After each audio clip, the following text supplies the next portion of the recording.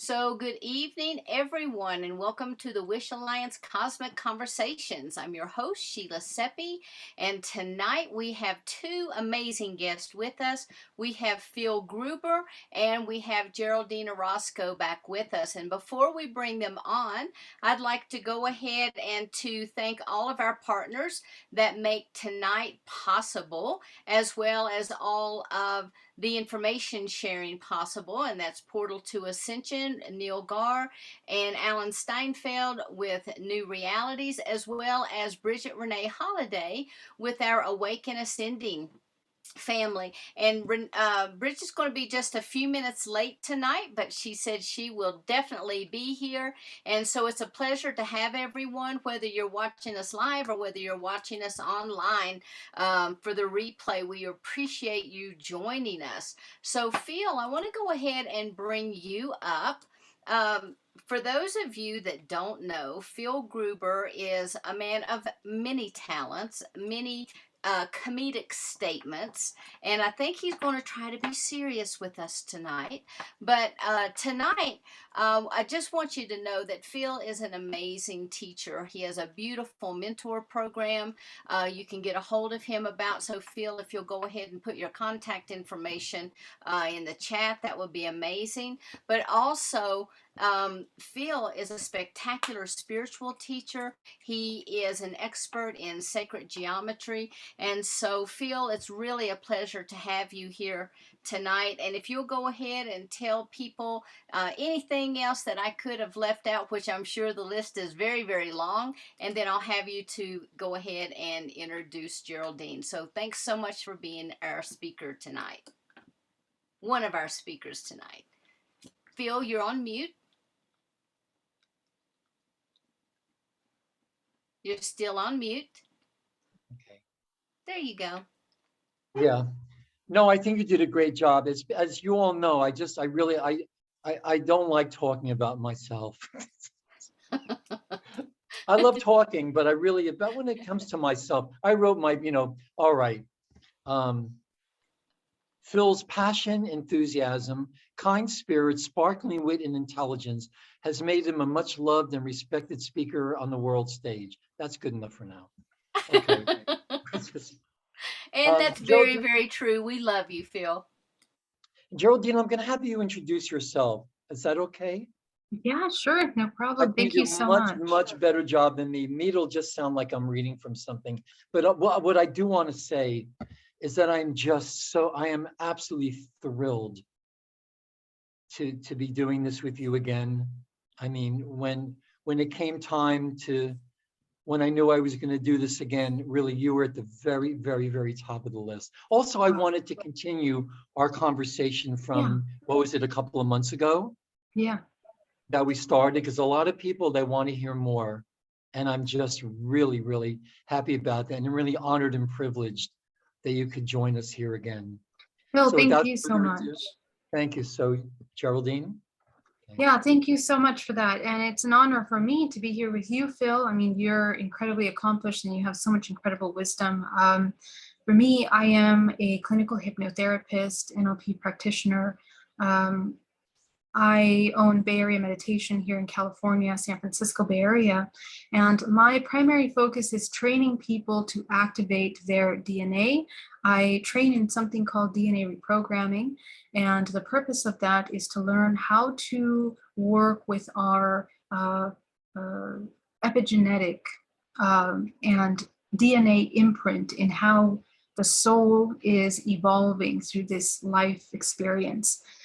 So this is the work that I'm mainly focused on. And a lot of the work that I do is also touching on the hybridization program due to my own personal experiences, and allowed me to kind of go deep into the topic of what is hybridization, what is the soul, the role that the human plays in this timeline, and kind of understand better what our role is in this collective. So that's me. Thank you. Oh, you're muted, Phil.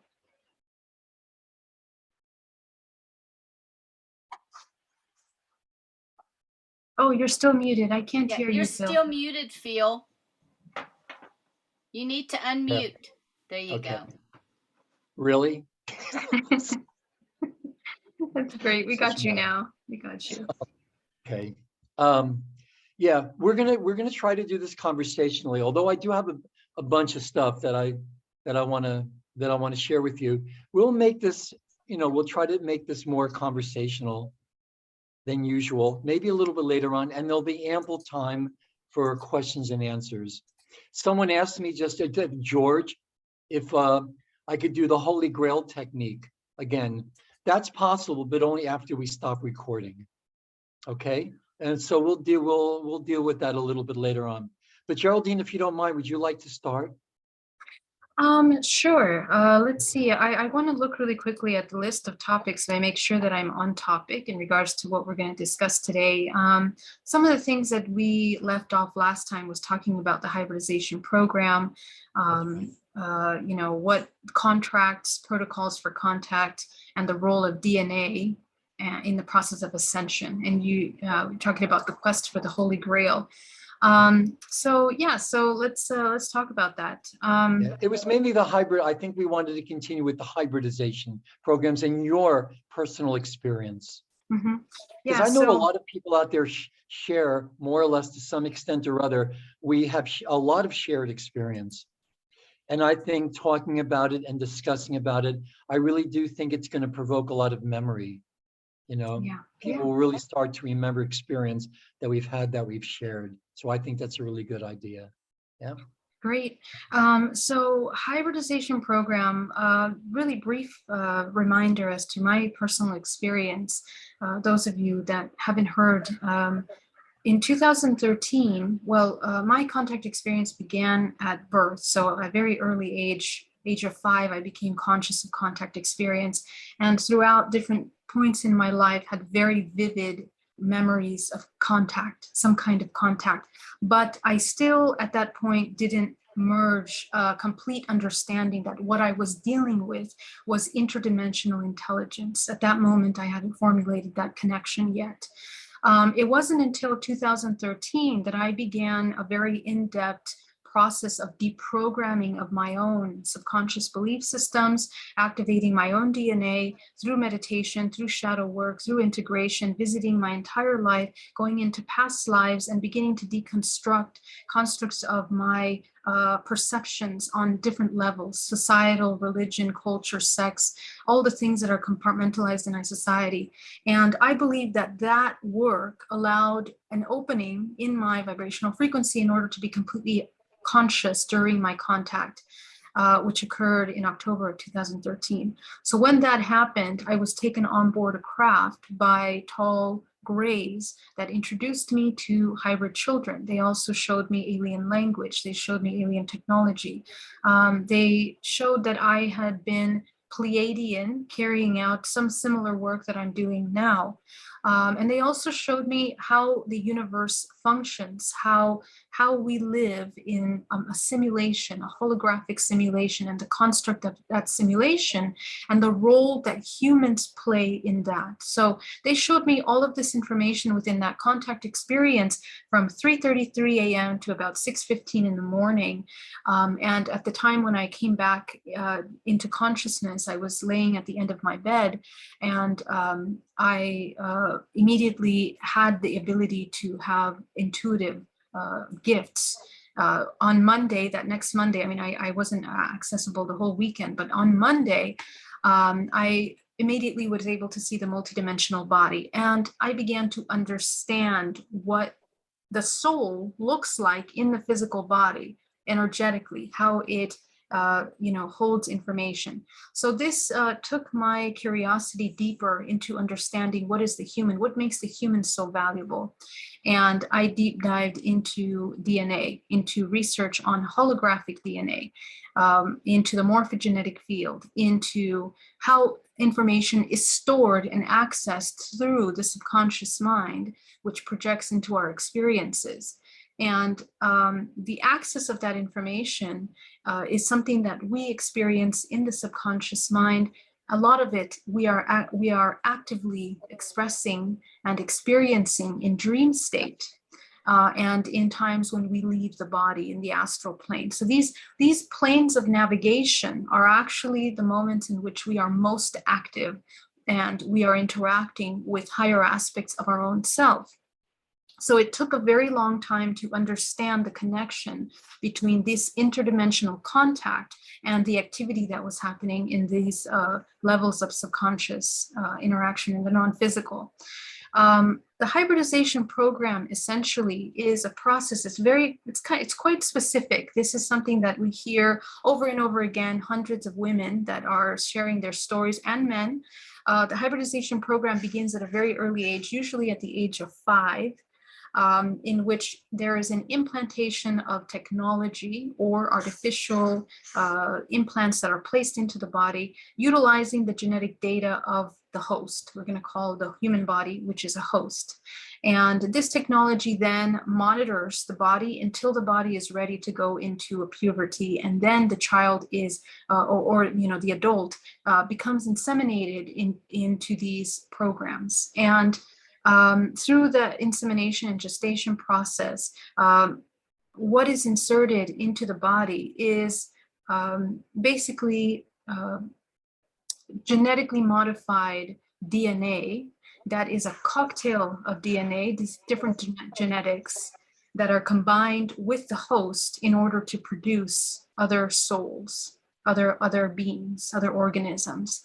And so these are both producing physical and non-physical beings, physical interdimensional beings. So this hybridization program, after the insemination and gestation process, there's usually a presentation where they will present the child to the person, and this creates an imprint, energetic imprint in the child. We understand this as humans and as most organisms that require that bonding with the parent in order to really implement that genetic data into the organism.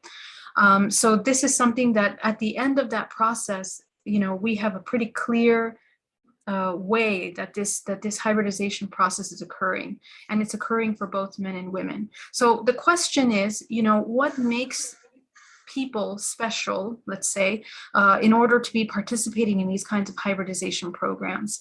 What I have discovered through my research is that it really is about DNA. DNA is the currency of the past, the present, and the future, in that it's within the genetic code that is the blueprint of co-creation, manifestation, and the sustainability of this matrix hologram, which we're participating in.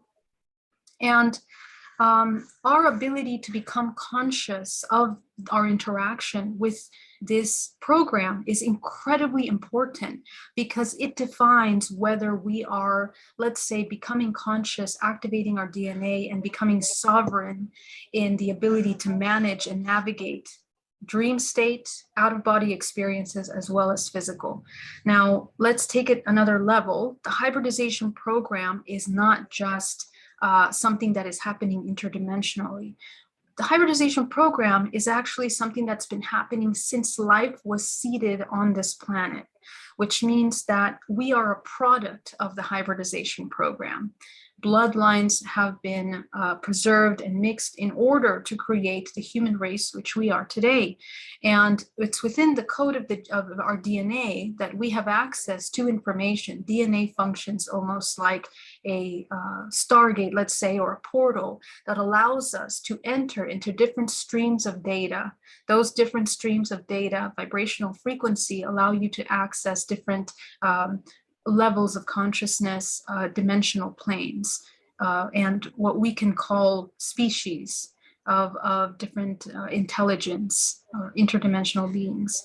So we have all of that information encoded in our genetic code. And as we become conscious, we begin to express this through interdimensional contact, and therefore carry out these agreements that are made in order to fragment the human soul into creating sustainability for this matrix.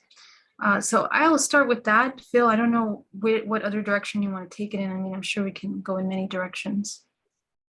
No, that's really where I was hoping it would go. That you would start with a lot of your personal experience, because I really do think a lot of us share that.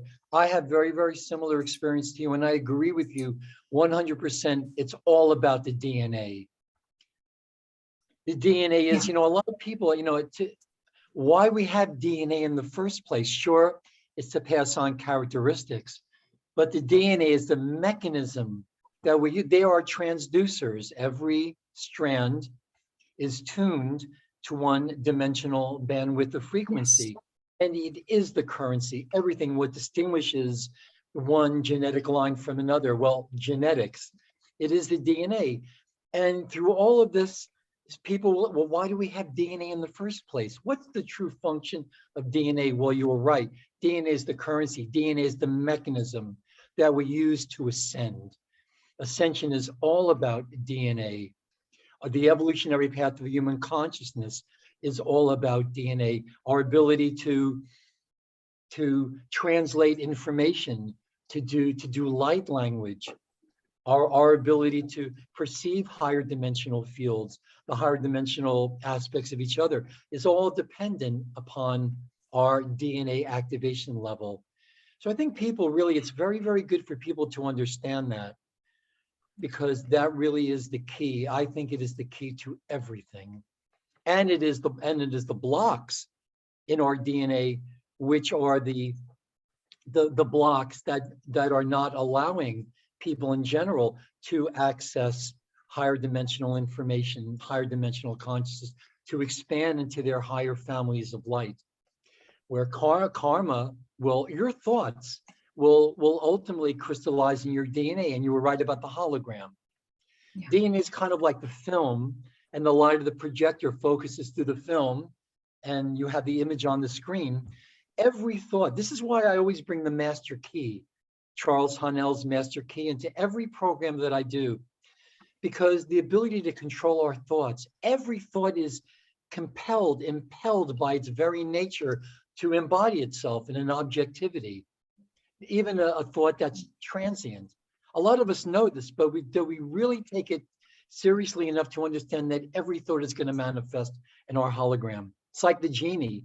And people will wonder why the word gene and genie are so familiar. It is the genie in the bottle. And we all have these messages. We're all like these messages in the bottles, out in the ocean somewhere. And it's really up to us to uncork that bottle. We all have messages.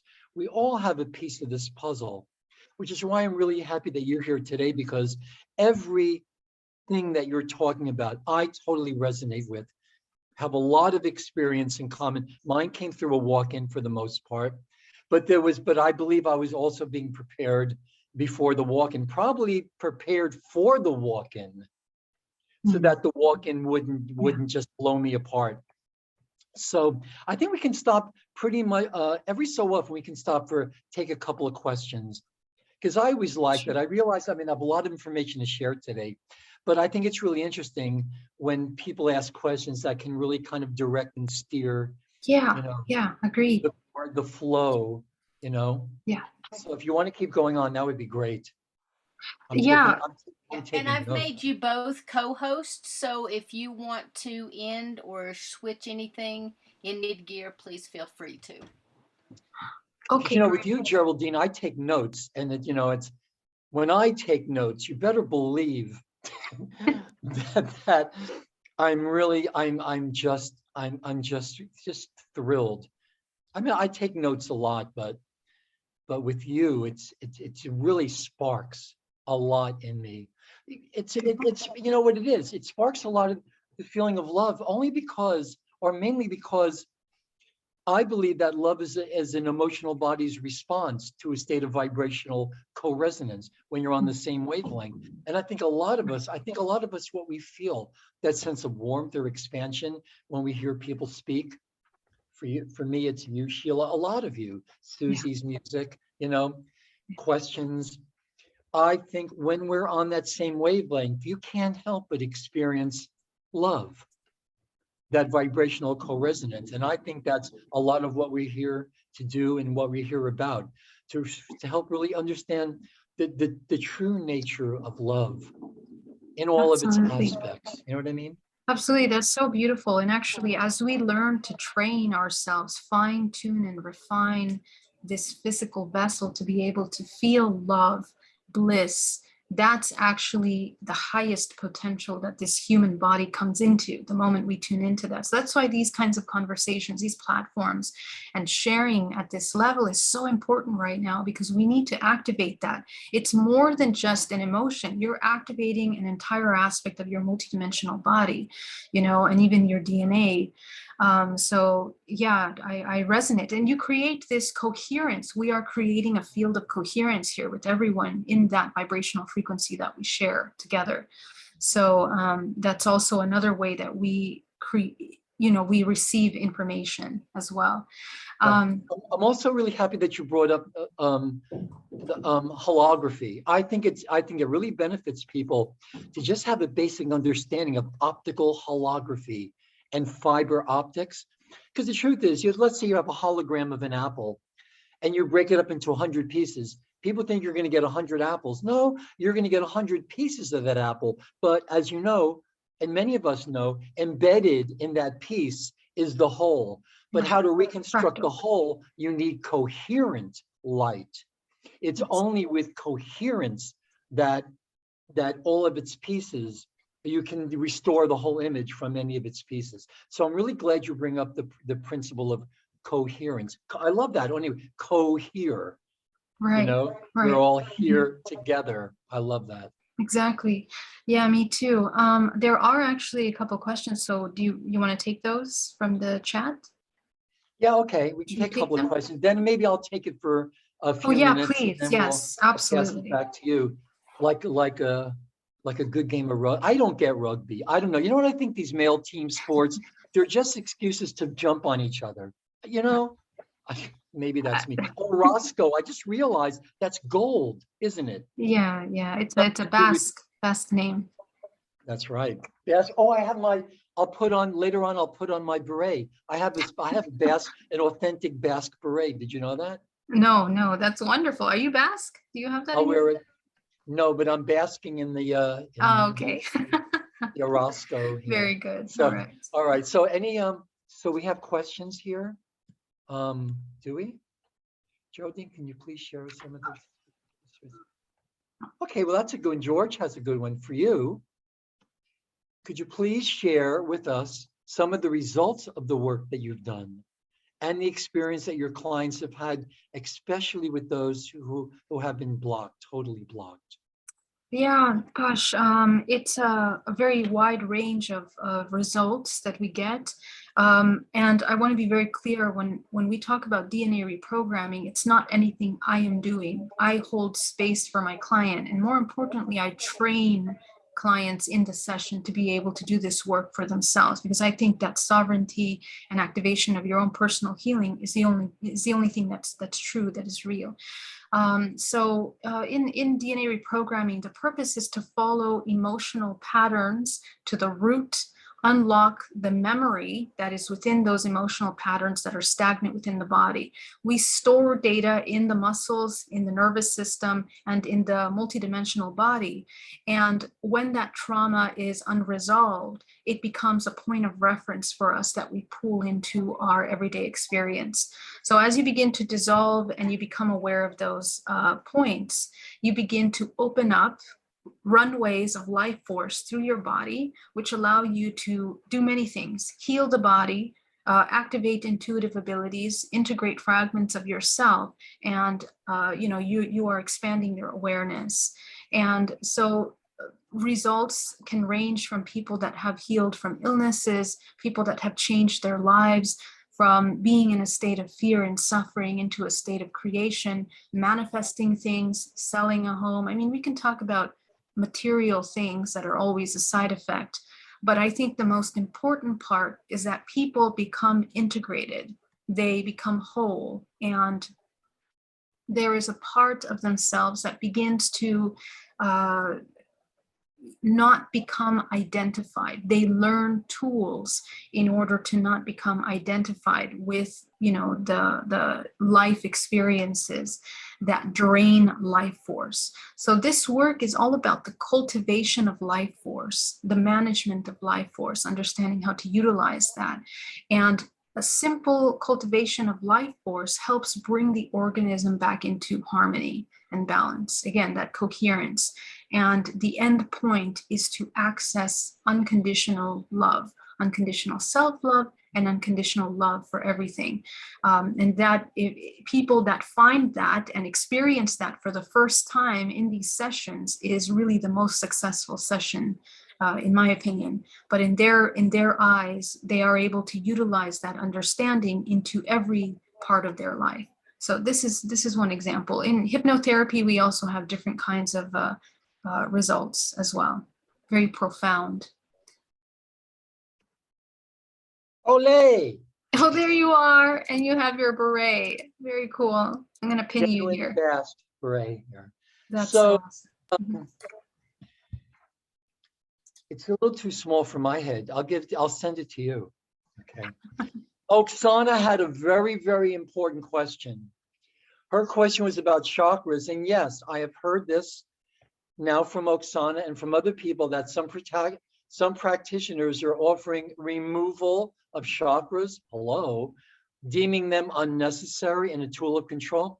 Well, the fact is anything can be a tool of control. Anything can be used against us. Most of our thoughts, I think it was William Blake that said that the manacles that bind us are thought forged. Anything can be used as an instrument of control. Read William Burroughs, his Instruments of Control sometime. He was a friend, the author William S. Burroughs. William S. Burroughs saw into the future. Wow. A lot of us do. Anyway, the chakras unnecessary? No. You remove one chakra and you're in big trouble, I think. The chakras are there to regulate and distribute life force currents up and down and also horizontally. We may not have time to get into this today, but it's the horizontal flow, the front and back cones of the chakras that regulate the flow of consciousness between us and our parallels, between Earth and parallel Earth. And just to make the long story, I don't know why they use that, to make the long story short, you kind of end up in the middle, but I understand why they use that expression. Long story short is, there are many that believe, I among them, that what's happening on Earth is mirroring what's happening on parallel Earth. We believe that parallel Earth, which is an electrically based universe, antimatter, antiparticle, ours is particle matter, more magnetically based, there's more electrically based. There are several years ahead of us. So many of us believe that what's manifested on our parallel Earth is that form of one world government, draconian kind of initiated one world government. And the fact is, the reason it's manifesting here, what's manifesting on parallel Earth, is because it's the horizontal flow of the chakras, that regulatory mechanism that regulates the flow of consciousness between universes. We understand now, at least in my paradigm, that karma, the miasmic body, is actually a buildup of antiparticles in the particle base of our universe, bringing that consciousness with it. So the more we create karma and the more the planet is, the more is loaded with karma, the more the consciousness of parallel Earth is going to manifest here. Can that be remedied? Yes, it takes a lot of work. Of course, it takes a lot of inner work. It takes a lot of dedicated work. Also, people ask about DNA. DNA can be an extremely complex subject. It is by its nature. There's really no way to talk about, to simplify it without oversimplifying it. It is by its nature intrinsically a very, very, very complex. You can get into levels of the DNA that is stunning in its complexity, but I think it's beautiful because it is us. It is self-knowledge of ourselves. And the fact is, it really is true that all of us coming in, well, when we birth in, I think when birth in totally conscious. I think why a lot of babies start to cry is because they're becoming conscious of the fact that they're beginning to forget. because you know the parental karma is starting to kick in. It must be a terrible feeling, even like when you get older, when you're conscious of the fact that you're beginning to forget. And I think that happens also in the birth and the fetal process. So, because Rick talked about the ghost layers, yes, DNA is being activated. And Geraldine, I think a lot of our work is removing the blocks to the natural activation of our DNA. I think we're built to ascend during these time cycles, but the major block is the karma that will ultimately manifest in the DNA. That can polarize. A big part of the ascension process is the strands fusing together. And if the strands in those, you know, you have the double helix, you have the stair steps, the nucleotide base pairs. It's interesting because they're hydrogen bonds. They're in the red spectrum. And remember your Exodus. If you want to escape the bondage of Egypt or the Pharaoh, you have to part the Red Sea. Well, for the strands, for the helixes to fuse, you have to part the Red Sea. You see, there are certain points, every 23rd angstrom unit, I think, the number 23 again, where the hydrogen bonds will separate, allowing the strands to fuse. So if you want to escape the bondage of your own personal Pharaoh or the bondage of Egypt, you have to part the Red Sea. I love it. Yeah, so, me too. Beautiful. Again, it's all about the DNA. And Rick will probably maybe in a future. I'd like to continue this as a series, maybe once every month or every 6 weeks or so. I'll go back to doing the webinars and really just go into layers and layers of this information as deep as anybody wants to go. Yeah, it's so important. I mean, and all this information that you have, I mean, you can't find this just anywhere, you know, so this is very important information. And you're right, and it is in our DNA. Everything is in our DNA. Ability to access it is in our DNA. You know, have you ever noticed that a lot of people that are channeling light language, they sound very similar? Because I believe that the first languages we're going to channel are the ones that are closest to us genetically. It makes sense as the fifth and sixth strand. Actually, a little bit later, a lot of people will ask me, well, how do I know my DNA is activating? I have a list, maybe you do too, of symptoms, signs that your DNA is activating.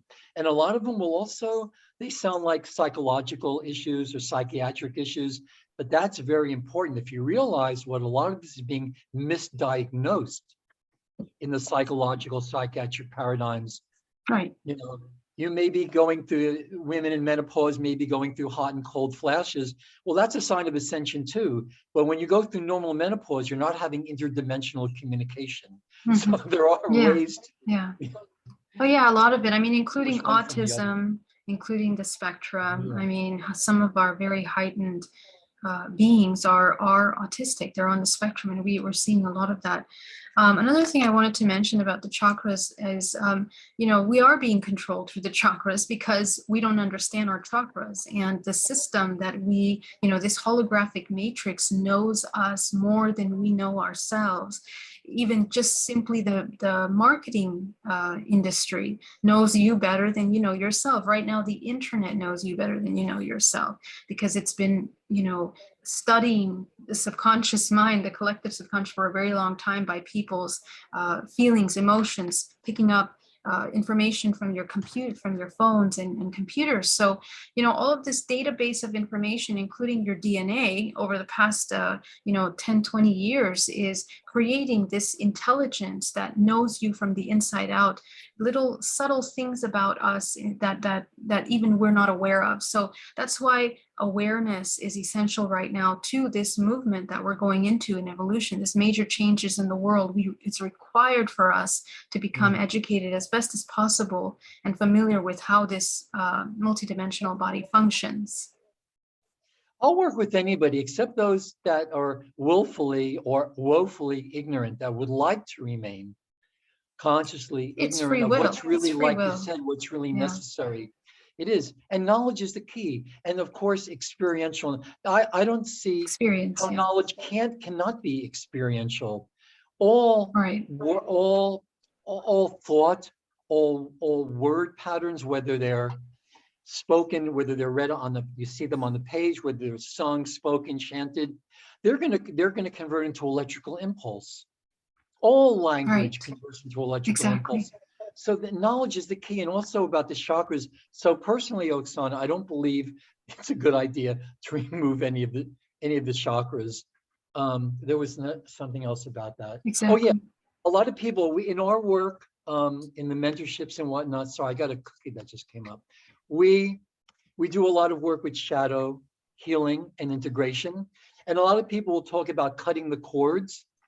But the thing is, if you cut the cords, the roots are still in the chakras Right. in many, many cases. And they find all these really hidden places. Very, very hard to find them. Of course, we have ways of getting them out, but it's Right. just not enough to cut the cords. The roots, you've got to get them out by the roots. That's right. Yeah. That's And the right. And shadow, yeah, I hear that a lot. I mean, in spirituality, people just talk about cutting cords, but they don't go deep into what that really means. That's an entire system. And oftentimes these cords, when you look into them, they look like threads. They look like octopus or tentacles that are connected to more than just one place. They're connected to several layers of the body, chakra systems, even the nervous system. So, your awareness of that and pulling that out and working with that, is also, it's also psychological aspect, emotional part that has to readjust. You're creating new neural pathways while you're doing that as well. So yeah, I'm glad you brought that up. we also believe that a big part of the shadow is unresolved sub-personality fragments. Right. And so the shadow is very much like a child. When you get like 2, 3 years old and you want it, everything is yours, and you get very possessive. The shadow is like that, but it's still a child.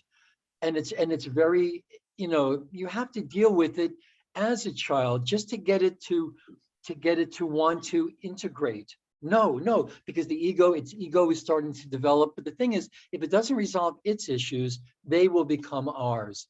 Right. And if it's to the point where the shadow is not willing to integrate, you just have to say, bye, good luck, and God be with you, because if it's not willing to integrate, you just have to honor that. There are things in this life, people, that we're just going to have to love enough to let them go. If they're not resonating, if they're not in coherence with our path, we have to respect the decisions they made, whether they're based on, whether they're conscious, whether they're based on ignorance, naivete, plain stupidity, or just stubbornness, right? We have to honor that. Once we're on the upward spiral, we can kind of look back with the mirror, like you can't look at the Gorgon straight on, the Medusa. But once you're on the upward, nothing is worth that going back, I think, Yeah. just like we can be nostalgic, but not to the point where we go backwards. The evolutionary path of human consciousness, it is to ascend. It is to have the freedom to extend love to more of creation, to be co-creators with source. And I think that anything this is why, Oksana, to answer your question, we have to be in control. If you're not going to be used if you don't want to be used as a tool for control, you have to exercise self-control. And it takes diligence, like you said, Geraldine. It takes dedication. It takes time. It also takes patience. We have to be patient with each other. For me, a lesson, the last several years has been to understand true forgiveness and gratitude for the ability to manifest that our thoughts will manifest. But we have to begin to think more in divine pictures. We really have to heal our thoughts and control our thoughts. Because again, the genie has to fulfill the genie might be thinking, no, don't wish for that, but it has to, it's compelled to fulfill every wish of the master. So we have to master that process. And it's not as difficult as a lot of people think, but it does take time, effort, diligence, trying. I have nothing wrong, by the way, with the word try. Personally, you look at the word in the dictionary, it's to put energy behind, to make an effort. Just because it has fallen to some political incorrectness, I don't know how. It's also the triunity of body, mind, spirit, past, present, future, Father, Son, Holy Ghost, whatever. So if at first you don't succeed, try again. Keep Yeah. trying. You know? I think it's we're understanding what it means to be compassionate, of ourselves.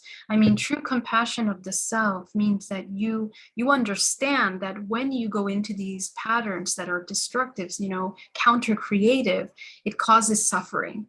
And so if you really understand that, you're going to be more cautious about, what you're feeling at every moment, be more mindful of the emotions, and that leads to that self-love. I think that self-love and compassion is the key to being able to commit to an awakening, to commit to this understanding of ascension and keeping on that track. That allows us to love ourselves and love others externally as well, to be able to have compassionate for other people that have different thoughts, different ways of looking at the world.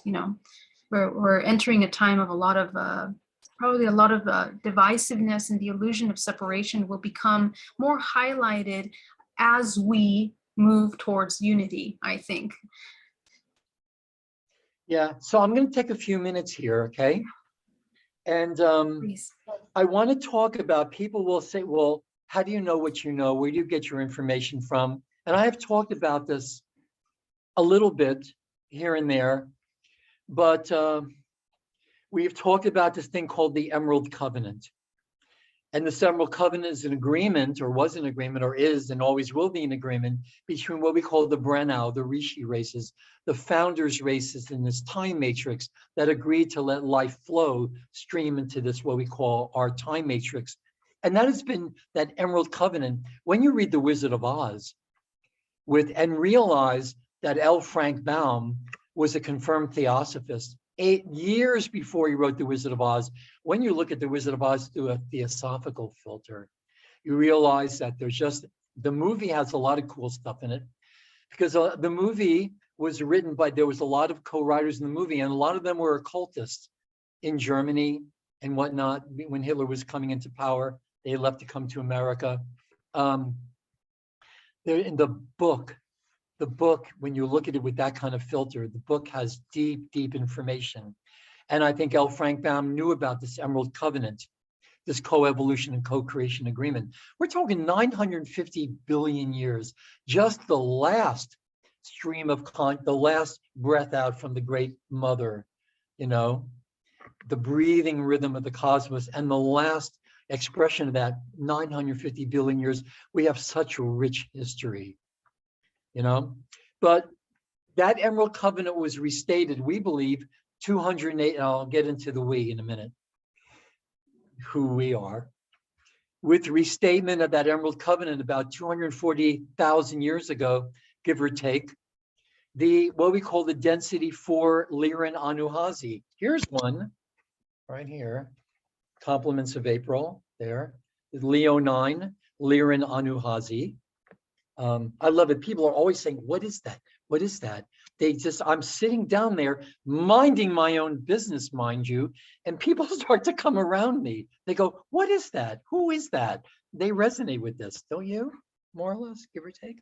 Anyway, Lyran 4, density 4 avatars, Lyran Anuhazi, densities 2 and 3, soul, oversoul, angelic, archangelic, Syrian Azurites, Syria's B, blues, on behalf of the 5th density, the Brennau orders, the Rishi. They presented a gift to the Earth Guardian races that honored the Emerald Covenant. And this gift was a massive library of information detailing the entire history of our time matrix, creation physics, ascension mechanics, the mechanics of operating what we call the interplanetary Templar, the Holy Grail, the set of interdimensional stargates, the stargates on our planet that connect. That's why everybody comes here during this ascension cycle. This is where the party is on Earth, whatever your agenda is. And we'll probably in a future call really get more into the agendas of hybridization, abduction, and whatnot, of major hybridized races.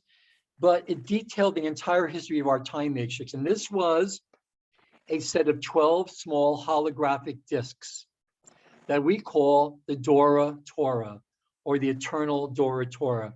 I've tried to get into the Vatican archives for years. I got to the door, but since then, I have seen libraries that make the Vatican libraries look like your school library. I mean, they're Oh, wow. just massive libraries. They go on for miles and miles, usually under monasteries.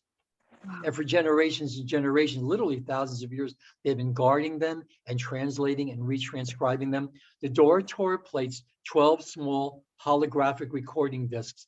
If next time when you're speaking, I'll see if I can access, or anybody can, on YouTube, there's a scene in the Time Machine from 1960, with the one with Rod Taylor, where Weena, one of the Eloi, takes him into this room where all these books turn into dust, but there's all these strange devices, whatnot.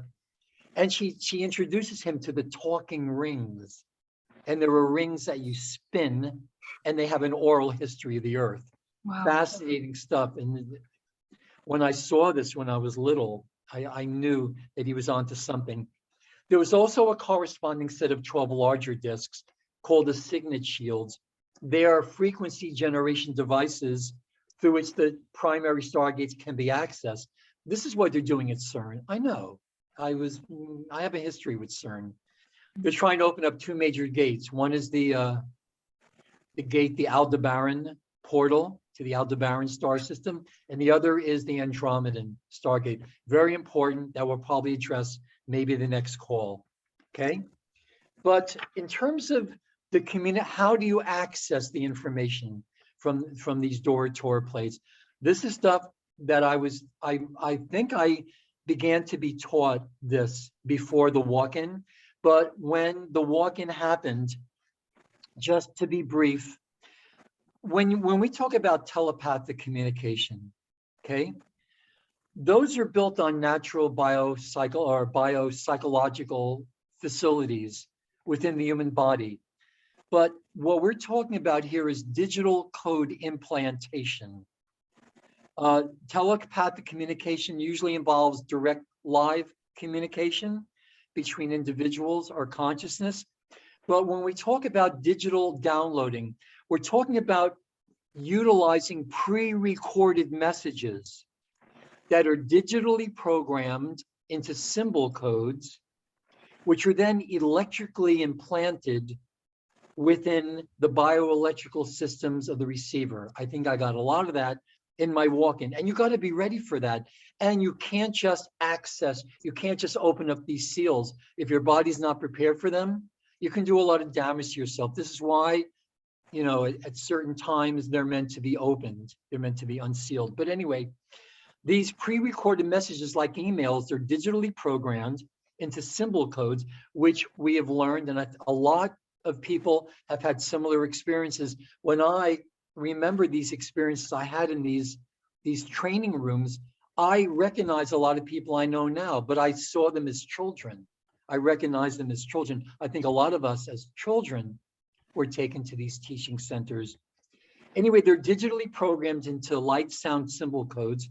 They're electrically implanted within the bioelectrical systems of the receiver. Once implanted, the symbol code message is stored within the cellular structure as minute electrical, magnetic, light, sound patterns, which you can activate and access simply by intent, the thought to do it. To access this bioelectrically stored information, and where's most of it stored? Of course, in the DNA, or all of it is. The symbol codes are implanted usually in the conscious within the dream state, Geraldine, you're absolutely right. Or sometimes less frequently during physical encounters.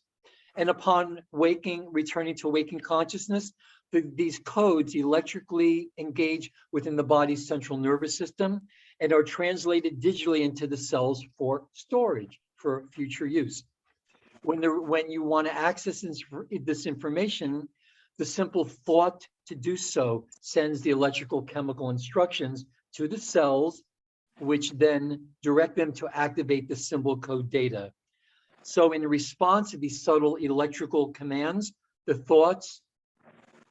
from the thought, the cells transfer the digital symbol data into the operational DNA, where it undergoes transduction, which turns the data into electrical impulse that creates the chemical hormonal responses in the body that allows the recorded messages to enter the nervous system where it's decoded by natural sensory apparatus.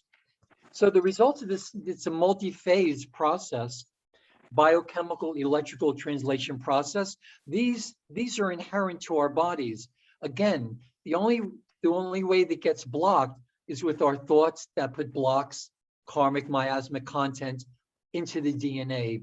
And I think we all have this stored information. I got a lot of this and was taught how to do this in childhood through the walk-in. I was also trained by my ex-wife, by Iesha.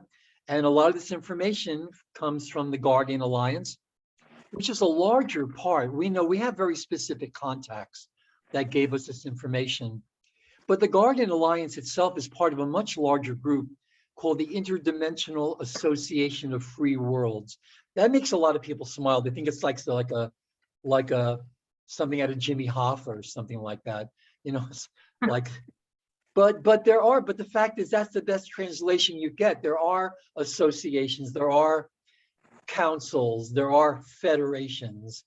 They're the best translations you get. For some people, it sounds like, you know, like a something like something in, I don't know, like something out of what do you call them, like a interdimensional association, you know. But that's where it comes from. We have very specific contacts, but the moral of the story is a lot of us do have the stored information. You can try to pull it out, but if you try to pull it out prematurely, the body can't take these scalar waves impacting, especially on the lower DNA strands, especially the ones that hold karmic content. It'll just blow them apart, and you'll really start seeing your karma explode in your life. So this is why you have to understand that it's all relative to your level of DNA activation, and to know when it's safe, when it's appropriate to access. Sometimes it'll come very naturally. It's happening. I'm in a phase now where I'm having huge downloads. A lot of stuff that's stored in the cellular structure had to wait for me to clear certain levels of, you know, certain clearing, so I could translate this information very clearly, which is why I refer to notes sometimes, because I want to get this, like later on, I want to get this information about some of the hybridized races and whatnot, very, very specific, because in naming these races, Geraldine and everyone else, even if you don't let all the names confuse you and say, what's this, what's that, the names alone will resonate with you, will open memory when I talk about this race or that race. And then, of course, there's always the option to study, to get more into depth with this. But this is what I believe, that we all have had similar experiences. No one on this call that's willfully or woefully ignorant, that doesn't want to know who we are, where we come from, what our purpose is on this planet, what we need to do to fulfill these purposes, these contracts that I'll talk about later, some of them that we took on, that we forgot. But we are all beginning to remember, and I believe it's just a matter of organizing that information and being able to translate it clearly. And I think we're all helping each other in that process. Yeah, that's beautiful. Wow, incredible. And I had a question, but I can't remember right now. It just came to the back of my head. Let's see. Well, we have a lot of new messages here. Let's see.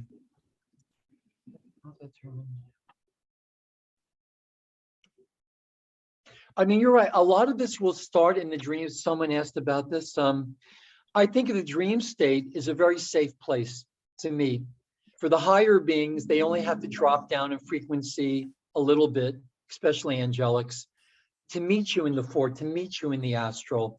And we normally, I believe personally, that we normally go into the astral when we sleep. I think it's one of the main functions of sleep in the dream state.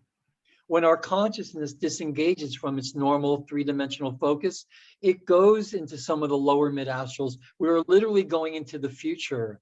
Right. Higher dimensions for us represent future time relative to where we are now.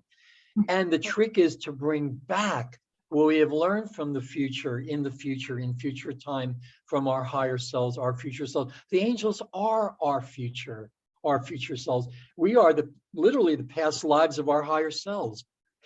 I believe when the angels have past life therapy, who do you think it is they're contacting? I'm sure they have their National Guild of Hypnotherapists up there too, you know, and when they do past life therapy and they're contacting their past identities, they're probably contacting us to make sense of Right. their lives, as Exactly. many of us will go into past lives to make sense of our present life here.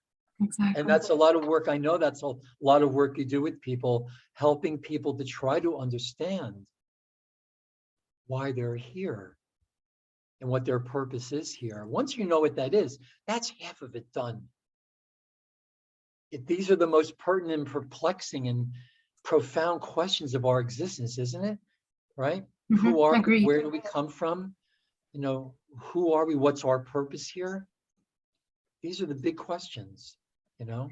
Yeah, beautiful. And I love how you explain the processes of the body and how we are, inputting the information. That's totally right. And so did you say you downloaded this information? Is this something that you see as well? You saw it. Obviously, you've done so much research, but you also experience it, I'm sure. Oh, it's mainly experience. If you see, Right. my walking just very quickly was a car accident. I was hit head on. Mm-hmm. We estimate that Roberta's father was going 60 miles an hour. I was hit head on, thrown up in the air, Wow. down the street, not a scratch. When you really need to be here, I believe there will be direct intervention, which is very risky for the angelics. There's a lot of them gets trapped down here. It's great to come here for R&R. The food is great here. Only because a lot of great chefs haven't ascended yet.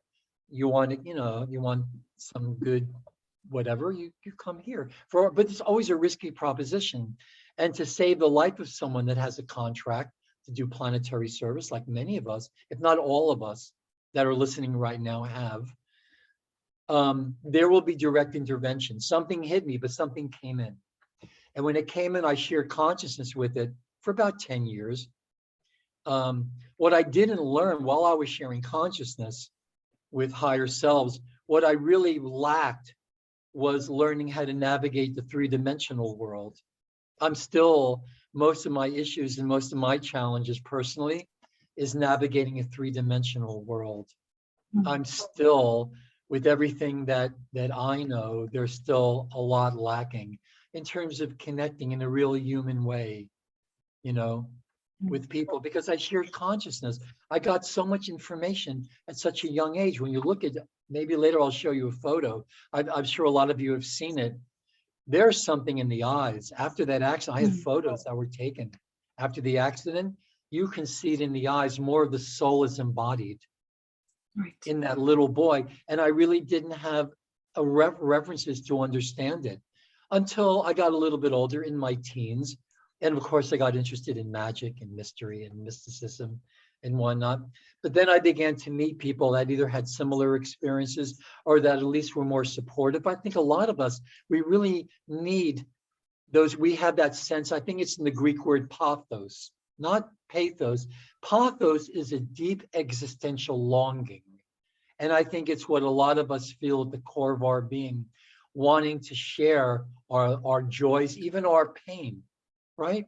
And our challenges in life with kindred spirits. And I think there are more of us now. Our parents had no idea what we are. At least I think we have the advantage now when we have children or when we're helping each other. We understand more now, much, much better than ever before, who we are. And like you said, compassion. With growing and growing, hopefully, God willing, comes more compassion, mercy, self-forgiveness. As much as we want to do the planetary grid work, I think all of us can agree, more or less, you've got to be at peace with yourself before the Christ comes, the peacemaker, and all the Native American, the Iroquois Confederacy. Before the Christ comes, the peacemaker comes. You've got to make that peace first with yourself. If you go out there with unresolved karma, I think that's what you're putting in. I used to make a study of the world, the peace meditations, the peace vigils, and why things seem to get worse. Because I think even if you have those strong intentions and you're really focused, you've got to maintain that focus. If you haven't resolved certain levels of your karma, you're going to be putting that into the planetary grid. with Exactly. some of the best intentions. So I think the work, and it's not selfish to want to begin with yourself, to be an effective friend, lover, colleague, who want to do planetary grid work. You know, it really has to start from within. I think we can all pretty much agree on that. Yeah, we are co-creating this human experience in vivo, you know. So it really, everything, all the thoughts that we have, subconscious belief systems, emotions, you know, how much of your body right now are you even aware of? Are you even aware of what your back is doing? Are you in your body, or are you just, you know, floating outside of the body? A lot of people, because they're in survival mode, they don't even come into their body. They're just kind of hovering up here. So that level of awareness is something that you can incorporate right now, practice, and then begin to experience life in that way. It shifts completely what we're experiencing. So, yeah.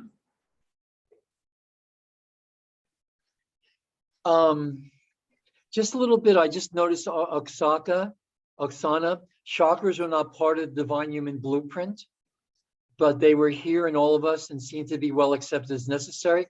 I don't know. I don't want to get into it, but I just personally disagree. Chakras are part of the energetic system of the body. It's chakras that distribute and regulate primal life force currents. We can talk about that at some future date, but I just, you know, just agreed to disagree with that. It is part of our original design. I believe we have a 15 chakra system. We have the 7 embodied chakras. We have morphogenetic chakras. I believe they're absolutely essential. If somebody, I'm still willing to learn and open if someone has a different concept of the chakras or why it's beneficial to remove them. I'm willing to hear it, but as far as what I know, you know, that doesn't sound kosher to me, you know. Mhm. We can talk about that at some future time, you know. I think this was our original design as angelic humans. That came with it. That came with the DNA. It came with our Cathara grid. It came with the axiotonal lines. It came with the chakras. It came with the nadis. It came with the more outward, external, physicalized expressions. We are very precisely designed and designed to ascend, especially in this time. We're not going to talk about it today. I've talked about it a lot, the stellar activation cycle, the cycle we're in now, of the major vortices on the planet opening and closing, the interdimensional stargates lining up. We're in a process now where the major chakras on the planet have opened to receive these morphogenetic waves, and now they're closing.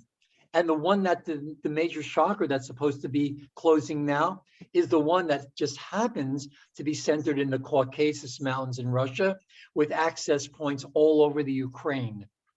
We come to realize that a lot of the dramas on this planet are reflections of higher dimensional dramas that have existed on this planet, or manifested on this planet for literally millions of years. That we'll get into a little bit more later. Okay, Geraldine, you want to take it from here? Yeah, let me see what other topic we can tune into. Is there any specific direction that you want to take? Just so I know, I want to make sure that I think there were questions, and even before the last one, they wanted to ask how your work manifests. What exactly is it that you do, and to talk more about the results that you have gotten. Oh yeah, I talked a little bit about that one. But let's see, what else can I speak? I think I answered that one already, but is that still a question? There's one. I don't know. There's one asking you to explain more about the Basque people. About the Basque people. Oh, okay. Well, from Brandon. Yeah. That's it's kind of a topic of its own, but the interesting thing about that is that, you know, the Basque is the origin of the Rh negative bloodline, which is supposedly a mutation that is difficult to trace back to its origin when we look at, you know, how these blood types have developed. There's links to most blood types and how they have developed, but not Rh negative.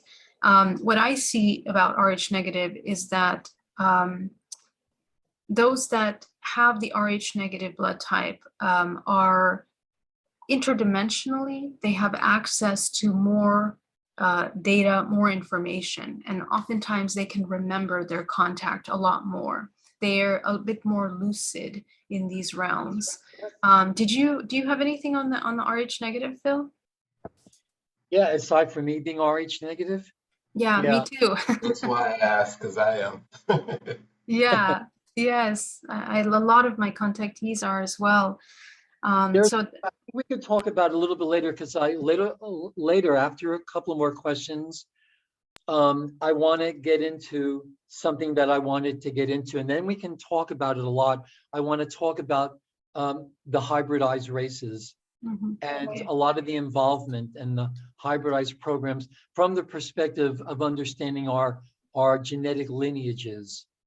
Okay, so whenever you want me to start with that, I can start. Yeah, please do. Yeah? Let's just go. All right, here we go. And I'm going to refer a lot to my notes. A lot of these are handwritten, and I really do. I should have been a doctor, because I do have a handwriting, to do it. Okay. Anyway, As long my as you can father read was a it. pharmacist. My father could understand, if my father could understand the writings of doctors, my father was in RH negative also. Anyway, this is why Singapore is such a challenge for me. My family is from the Northeast, New York, New Jersey. And my family goes back to Austria, to the Austrian Alps. I like it a little nippy. It's, oh my God, look at my eyebrows. All right. All right. So forgive me. Your Okay. eyebrows are fine. Thank you. Okay, So, go. the thing to remember is that our history extends backwards in time and actually forwards in time, much farther than we suppose. Our pre-ancient history shows that the evolution of these ancient stellar races, and I'm going to name many of them now. The Adami Kudman, or the Adam Kadmon Turanusium human, that's the original immortal angelic human that was designed, created on the planet Tara, which is a fifth dimensional version of Earth. Members of the pure strain and digressive etheric Elohim. These are pure strains and also digressive strains, and these are archangelic or oversoul collectives, the Elohim. The Syrian Anuhazi, pure strains, the Anunnaki, digressive strains, Zephilium and Zeta, digressives, negatives, mainly from the system of Apexien Lau, Apexien-Lau. The Dracon and the Dracos, digressive reptilians, mainly from Orion. And interestingly, the Earth stargates that lead directly to their home worlds, guess where they are? Iran and Iraq. Having the knowledge of the planetary Templar and its connection to the interplanetary stargates, then you understand the reason for these dramas here. Even the Ukraine right now, that vortex, just as they needed to open and stay open on time to receive these morphogenetic waves that are activating our DNA, they have to close on time. If they stay open longer than they're supposed to, the planet can go into massive compaction. Massive. Right now, the poles are migrating all over the place. Worst case scenario, they do a total flip. Don't want that to happen. Well, we don't. Life is vaporized off of the surface when that happens. Anyway, the Dracon and Dracos digressives from Orion, the human Anunnaki Nephilim, and the Nephilim Dracon Corindera. That's the name of their race, from Nibiru, Corindera. The Pleiadian pure strains, and the Bellicudium Nephidim digressives, and hybrid Anuhazi human Orithim, and the Nephites. They've been intimately intertwined with our own development, and the conflicts and the truth of their existence, they've been masked with all these divergent ideologies, but they have their roots in ancient times. Consider this a meditation now. This is very cool stuff. And it's going to be our collective revelation. We will know the full revelation of the Christos in our lifetimes. That's the promise of our creation. But it's going to be a collective epiphany to realize that our human genetic code is much more diverse than we ever supposed, and that all of us are directly related to specific stellar races. There's a lot of as yet identified DNA substrands. Within each DNA helix, there are sub-strand matrices. And these stellar races have intentionally guided and influenced the direction of our Earth human evolution, mainly through covert means, since our very beginnings. Our lineage, I believe, began with the ancient Turanusium 560 million years ago on the planet Tara. That Turanusium race was seeded. We've had 3 major seedings. I think, Geraldine, you mentioned that, right? The seedings of certain genetic codes on the Earth, right? Exactly. Human seedings. 25 million years ago, through the Adam Kadmon or the Adumi Kudmon Turanusium race. But since that time, realize since 25 million years ago, at least, we've been hybridized, mutated, mixed, diced, sliced, julienned, with many divergent interstellar strains.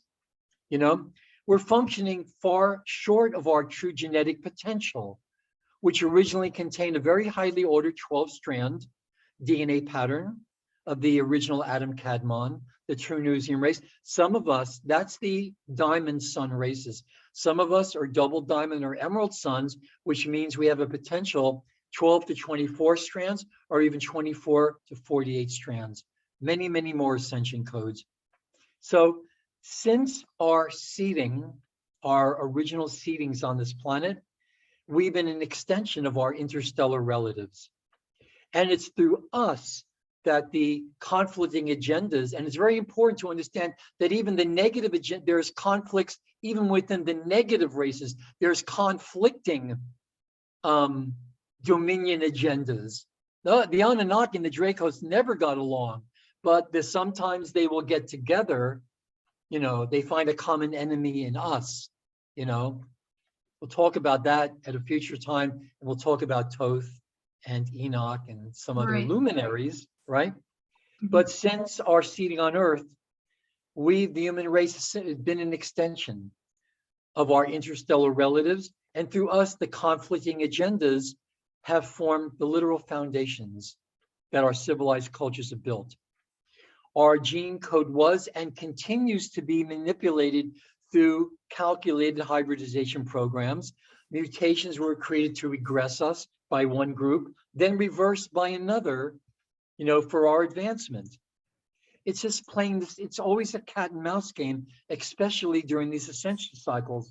Some races, such as our forefathers, are the founders, are the elder races, the Turanusium, Adam Kadmon forefathers, the Lyran, Syrian, Anuhazi founders races, such as this one here. Also like the Athean, the mantises. A lot of people have had experiences, and more, from what I hear, are having experiences with mantis-like beings, right? These are we call them the Atheans, A-E-T-H-I-E-N. The Athean, other council races, pre-matter and etheric matter Lyran founders races, like the Athean, the etheric Lyran Pleiadian blue races, Pleiadian blues, some have wings, some don't. The Turanusium Palladorians, the Taranates of Tara, the Ceres race, the higher council Elohim, ultra-terrestrials, the Oraphim, Anuhazi human hybrids, the Azurite Melchizedek ultra-terrestrial consciousness collectives, of which the indigos are the latest expression of and restatement of, the Ra Confederacy, ultra-terrestrials. Other races, those are the good guys. Other races, such as the Anunnaki resistance, this is anti-human Anunnaki factions. The Anuhazi directors of some Syrian councils, the many reptilian race strains of the meta-terrestrial Dracon collective, conscious collective, the Nibiruian Nephilim. These are angelic Nephilim Nibiruians, not three-dimensional Nibiru. Nibiru that exist in what we call the second density. Okay. The Anunnaki human hybrids, the Corindera, the Nephilim Dracon hybrids, the Dracos, Dracon human hybrids, the Dracon Zephilium Zeta races, the Pleiadian, what we call Bellicudium hybrids, and other hybrids that take anti-human stances. And there were reasons for that. Through a long time ago, improper genetic hybridization, inbreeding, their DNA got corroded, they can't ascend naturally. And we'll talk more about that in a second. So there's just so much here. So, but I want to bring it to about 240,000 years ago. This is very, very important here. So just listen to these words and the names of these races. About 240,000 years ago, the human, what we call the cloister races, these are the Amenti human seed races.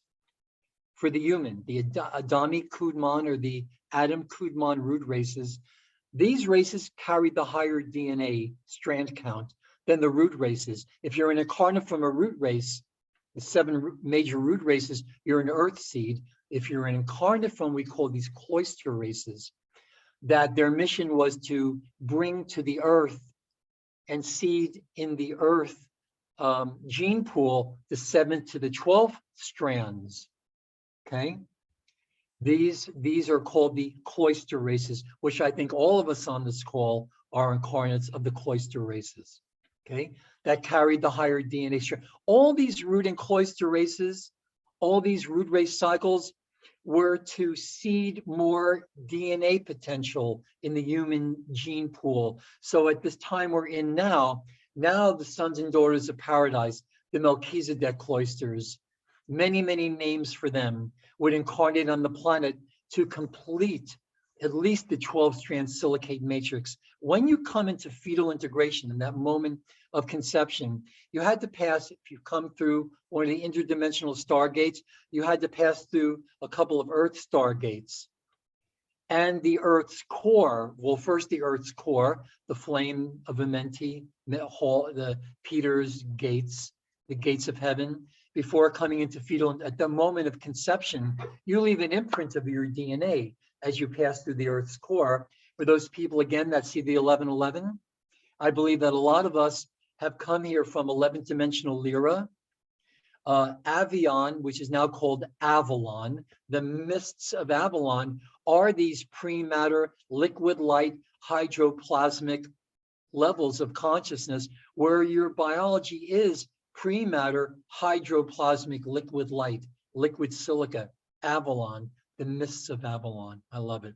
When they talk about the seas that we evolved from in the Bible, they're talking about the seas of liquid light in the 4th density, dimensions 10, 11, and 12. The Christos, avatars, Buddhas, Bodhisattvas, many of us have made this journey here, not an accumulation of past lives, come from the future. And many simultaneous incarnations have chosen different time space coordinates, many in our past, that sometimes we mistake for past lives, although many of us do have the past lives. And it's very, very important to integrate all that. The fact is that if we complete this ascension process, we can host matrix, our full incarnational family and our genetic families also. So these cloister races carried the higher DNA strand count than the root races. Those are the star seeds. And they populated a lot of regions on the earth.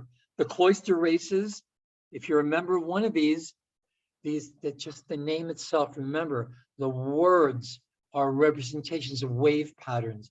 These wave patterns will convert into electrical impulse. They are mathematical codes that will open up the gates of light, the Share Aura, as they're known in the Kabbalah. These 5 cloister races, they're the Or-Antrians. They're a brown-skinned race.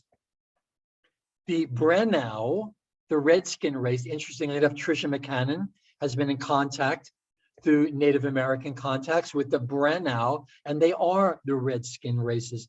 The Hibiru, Hibiru, white-skinned races, Melchizedek's yellow-skinned, and the Uniset or the Uniseti black-skinned races. Through the Elohim of the middle council Elohim, these are etheric beings, these are archangelic collectives, a decision was made to assist the mutated, there was a race that was mutated. Some strains of the original Turanusium angelic human was mutated Turanusium with a race called the Belly Kudim. Very important to understand this Belly Kudim race, because most of the abductions were incarnations of this genetic lineage called the Belly Kudim and the Anunnaki race of Tara. A hybrid race called the Nephites was formed by combining the Oraphim, which is an elder race, the elder race from which the Turanusium was created.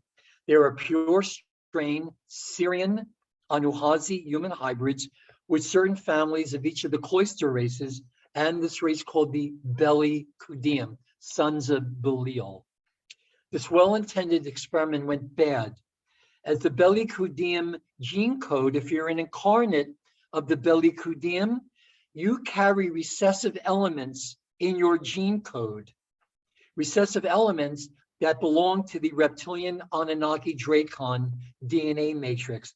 This recessive draconian gene is the primary reason for UFO abductions, because this recessive draconian gene that the incarnates of the Belly Kudim races have, it's the primary element that Dracos Zeta intruder races seek in their human abductees. Why? Because this recessive draconian DNA substrand allows one to drive an organic consciousness from a human body or absorb it entirely and then place a draconian reptilian consciousness within an otherwise human form. That's the main reason for these negative abductions, was to harvest very painfully this recessive gene.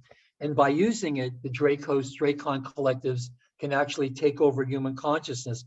They don't need the abductions now. You don't hear a lot about abductions. Why? Because now they have genetic windows of infiltration. You know what I'm talking about. They haven't quite perfected it yet.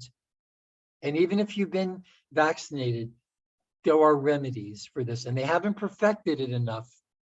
It would take many more several shots, I think. And by that time, we're all going to be pretty wised up to what's going on. Anyway, this is what we call a forced matrix transplant.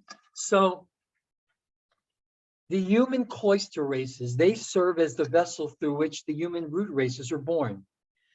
The Nephite Belly Kudim and the Nephidim Dracon human cloister races pass their genetic heritage into the gene pool of the human root race families. So really from this point in time, about 240,000 years ago, this struggle of light, dark, gray, everything in between became fully embodied in human consciousness. The race lines that carried the original human Adam, Kadmon, Turanusium consciousness, the original angelic human, the 12 strands, the silicate matrix, and the races carrying the Nephite, Belly Kudim, Turanusium mutation. There is work though. A lot of the work that we do, that Geraldine, I know it because I've seen the results.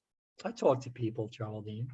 And I know there are certain mutations that take very, very advanced work. Some of these ancient and progressive mutations, they changed the way conscious thought and intention processed through mental body direction into the planetary core, into this energy form that looks like a silver grail cup.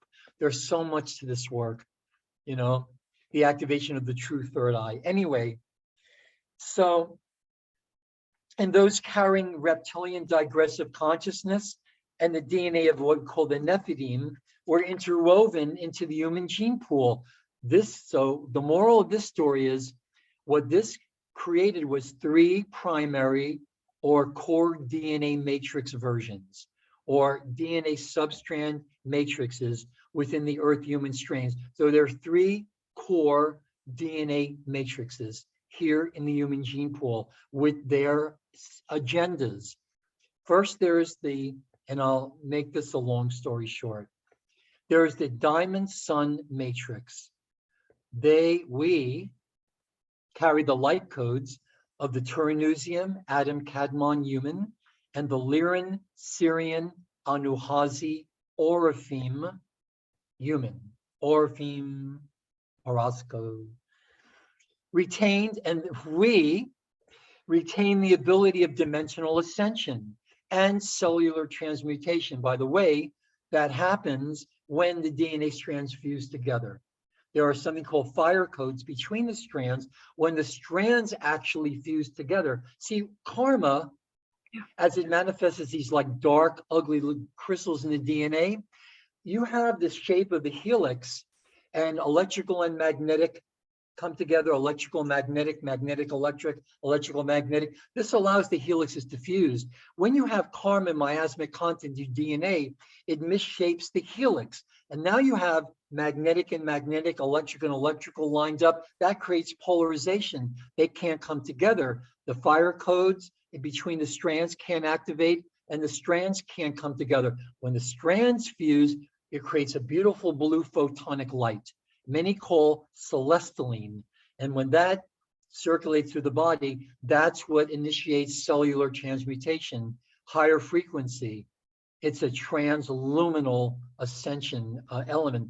Eventually, that celestaline will manifest on the surface of the skin, like a kind of liquid crystalline kind of substance. In contact with the atmospheric oxygen, it oxidized to a bluish white powder. That's what they found in the sarcophagus of the king's chamber originally. That's the mummy dust. That's a byproduct of the ascension process. A lot to talk about that one in the right time. The diamonds, which is now, diamond sun matrix of the Turanusium, we retain the ability of dimensional ascension and cellular transmutation through which our consciousness can evolve through the 5 densities of matter through time, expand out of time into ascended mastery, blah, blah, blah, and gain freedom from the time matrix. Why ascend in the first place? Freedom to extend love and grace to all of creation. Any race strains whose original morphogenetic codes of entry into time have been distorted, that blocks the organic ability to evolve beyond time, they're considered to be the digressive morphogenetic genetic strains. And the consciousness manifesting through such distorted imprints, they're trapped in time and dimensionalization. Misery loves company. They don't want us to ascend. Actually, many of these races blame us for their predicament. Okay? But anyway, so the entire genetic, morphogenetic drama can be viewed really in terms of the DNA code imprints. There is DNA that allow an individuated consciousness to return to its pure eternal form. And distortions of those in that DNA that block consciousness from fulfilling its original organic imprint of returning as a co-creator with source. Okay? The most desire and fulfill its organic imprint and its evolutionary path of consciousness to be co-creators with one, with source, with the unici, with the source that breathes. And the most desirable morphogenetic genetic coding is capstone coding. We'll talk about in a minute. And that allows consciousness to travel back, it's funny, back to the future, back to source upon the original morphogenetic imprint of that stream of consciousness when it first entered dimensionalization. So the diamond sun DNA matrix represents these capstone morphogenetic genetic coding that allows humans to establish, to fully embody God consciousness while in the flesh, and permits full transmutation out of time. You can always come back, but you come back consciously and deliberately to be of service. Okay, you have full control of your Merkaba vehicle or your Akasha transharmonic vehicle, right? Full transmutation out of time for a full return to eternal ascension with your memory intact, co-creatorship with the God mind. And you would wonder why at being at full at one, why you want to fragment yourself back into time. Well, that's the big question. When you go to the Western Wall and you look to the left and you see all the rabbis arguing all day long, why? We were on the straight and narrow, even the letter Y. We were on the straight and narrow, and then we forked off. Yeah. Why?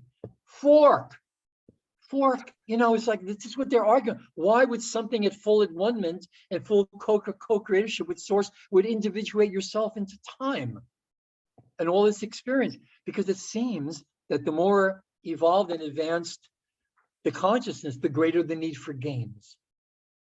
Remember that Star Trek episode where they were just brains and they would hijack starships and they would beam them down to the planet and train them as gladiators, and they would bet imaginary money, just like the Olympian gods. They just have nothing better to do. They know all these cosmic questions and answers, and the only way they have fun is to bet on games of chance where they don't necessarily know the outcome. Humans, called the Homo ludens, man is a game player. The second, and we'll get into the agendas next call, the second substrand DNA matrix to emerge within the human race lines is a mixed strand Belial sun matrix. Sons of Belial, the Belikudim Nephite human. The Belial son of the human lineage originally emerged from what's called the Alanian Turanusium Belikudim of Tara, who digressed from the pure Turanusium diamond sun codes. Why? Through interbreeding with Syrian Anunnaki about 550 million years ago. The Belial sun was reintroduced into the diamond sun, Adam Kadmon, Turanusium Earth human lines of the third seeding about 200,000 years ago, with the creation of a race of digressive, what's called the Nephite Nephidim. Boy, would I be kicked out of Hebrew school for this one. By the way, I got kicked out of my first Hebrew school. 8 years old, they went from child to child asking what God was. You know what I said? I said, 8 years old. I said, God is a black woman. I got thrown out of my first Hebrew school for that. That was 2 years after the walk-in. Of course I was right. God, I just realized how weird it was. Did I tell you about the eyebrows yet? I had little white ones, and I tried to shave them off, and I shaved off a lot of my eyebrow. Anyway, so so they don't contain, because of their genetic digression, they don't contain the entire sequence of the capstone codes. They contain some coding, pure coding, and some digressive elements. These are the Belial sons, the ruby order for the most part, what we call. So they can't fully ascend or leave the time matrix, but they can work to realign their digressive coding to turn their Belial sun into a diamond sun silicate matrix. That's a lot of the work we're here to do. They may also further digress into the third DNA substrand, which is the black sun cube code DNA matrix. The third substrand imprint is the black sun matrix of the Nephidim, Nephite, mutated Dracon reptilian human. And by the way, the food chain doesn't stop with the Dracon. There are Dracon insectoid, avian winged races that are really at the top of the food chain. Yeah. I know some of their names. Necromaton, that gives it away. Necromaton, Odedicron, they are really, truly nasty. These are insect reptilian hybrids. Anyway, the black sun matrix can be viewed as the diamond sun matrix kind of turned inside out. Their evolutionary codes of ascension are reversed. A lot of our works are to reverse these genetic mutations. It's almost like landmines they've seeded in our future. You reach a certain level of spiritual evolution and boom, it explodes and codes start running in reverse. I think a lot of our work is to reverse these codes. The capstone codes have been removed. We'll talk about that just in a minute for a moment. and they severed their energetic link to source consciousness. Okay, basically the diamond sun matrix, the core form of the morphogenetic codes in the DNA, they're tetrahedral. If you go to Genesis, the first verse, in the beginning, God created the heavens and the earth. That's one translation, but there's a special formula that shows you where to separate the letters into words. And there's a very secret translation of the verse of Genesis. In the beginning, God created a thorn or something thorn-shaped with 6 edges. That defines a tetrahedron. Why would not, if Genesis is an engineering manual to engineer consciousness, why would it not start with the simplest crystallizations of God's thoughts, which are tetrahedral? Okay, so the tetrahedronic crystals of each strand correspond to each dimension of what we call the 15-dimensional time matrix. Okay, star tetrahedral crystals are formed, mini Merkaba fields, blah, blah, blah. We'll talk about that later too. And that allows the progressive merger of the DNA strands and the resultant transmutation of the cellular structure through all the levels of matter density. The black sun matrix, characteristic to draconian consciousness collective and its human and interstellar races, the children of the black sun, contains a mutation of the tetrahedral crystalline forms. Okay, they take the form of cubes rather than tetrahedrons, and the cubes can't plug into each other in the dimensional scale to create progressive DNA strand merger and transmutation. So in the black sun matrix, the frequencies of the 8th DNA strand, which relates to the metagalactic core in our 15-dimensional time matrix, that's the entrance and the exit point of consciousness into time and out of time. Metagalactic core, when we see the star Mintaka in Orion's belt, that's it. 8th and the 12th dimensions. So in the black sun matrices, the frequencies of the 8th and most of the 12th, the Christos dimensions, have been omitted for their morphogenetic field. So without the frequencies of the 8th and the 12th dimension, or the 8th and the 12th, the substrands of those DNA strands, which contain the capstone codes, right? The capstone of the pyramid, the consciousness can't connect to its original stream of consciousness to evolve out of time. So again, the incarnates manifesting through the Dracon collective, the children of the black sun, they're covertly controlled by the draconian collective through their DNA, through the reptilian brain and instinctual impulse. So the draconian matrix uses its manifestations to draw in energy from other life forms. So their matrix itself can be sustained. This is vampirism in its highest form, right? Children of the black sun, draconian matrix families, they're still used to contaminate the diamond and the Belial sun matrices so that the Dracon matrix can then absorb new consciousness. That's how it sustains itself, because they don't have a direct connection to source. So again, but then individuals, even that birth through the black sun codes, they can evolve to freedom through stripping of the black sun codes after physical death. They've got to die first. And then there's a host matrix that takes them on, right? Into first the Belial sun consciousness collective, then the diamond sun. That's a host matrix transplant.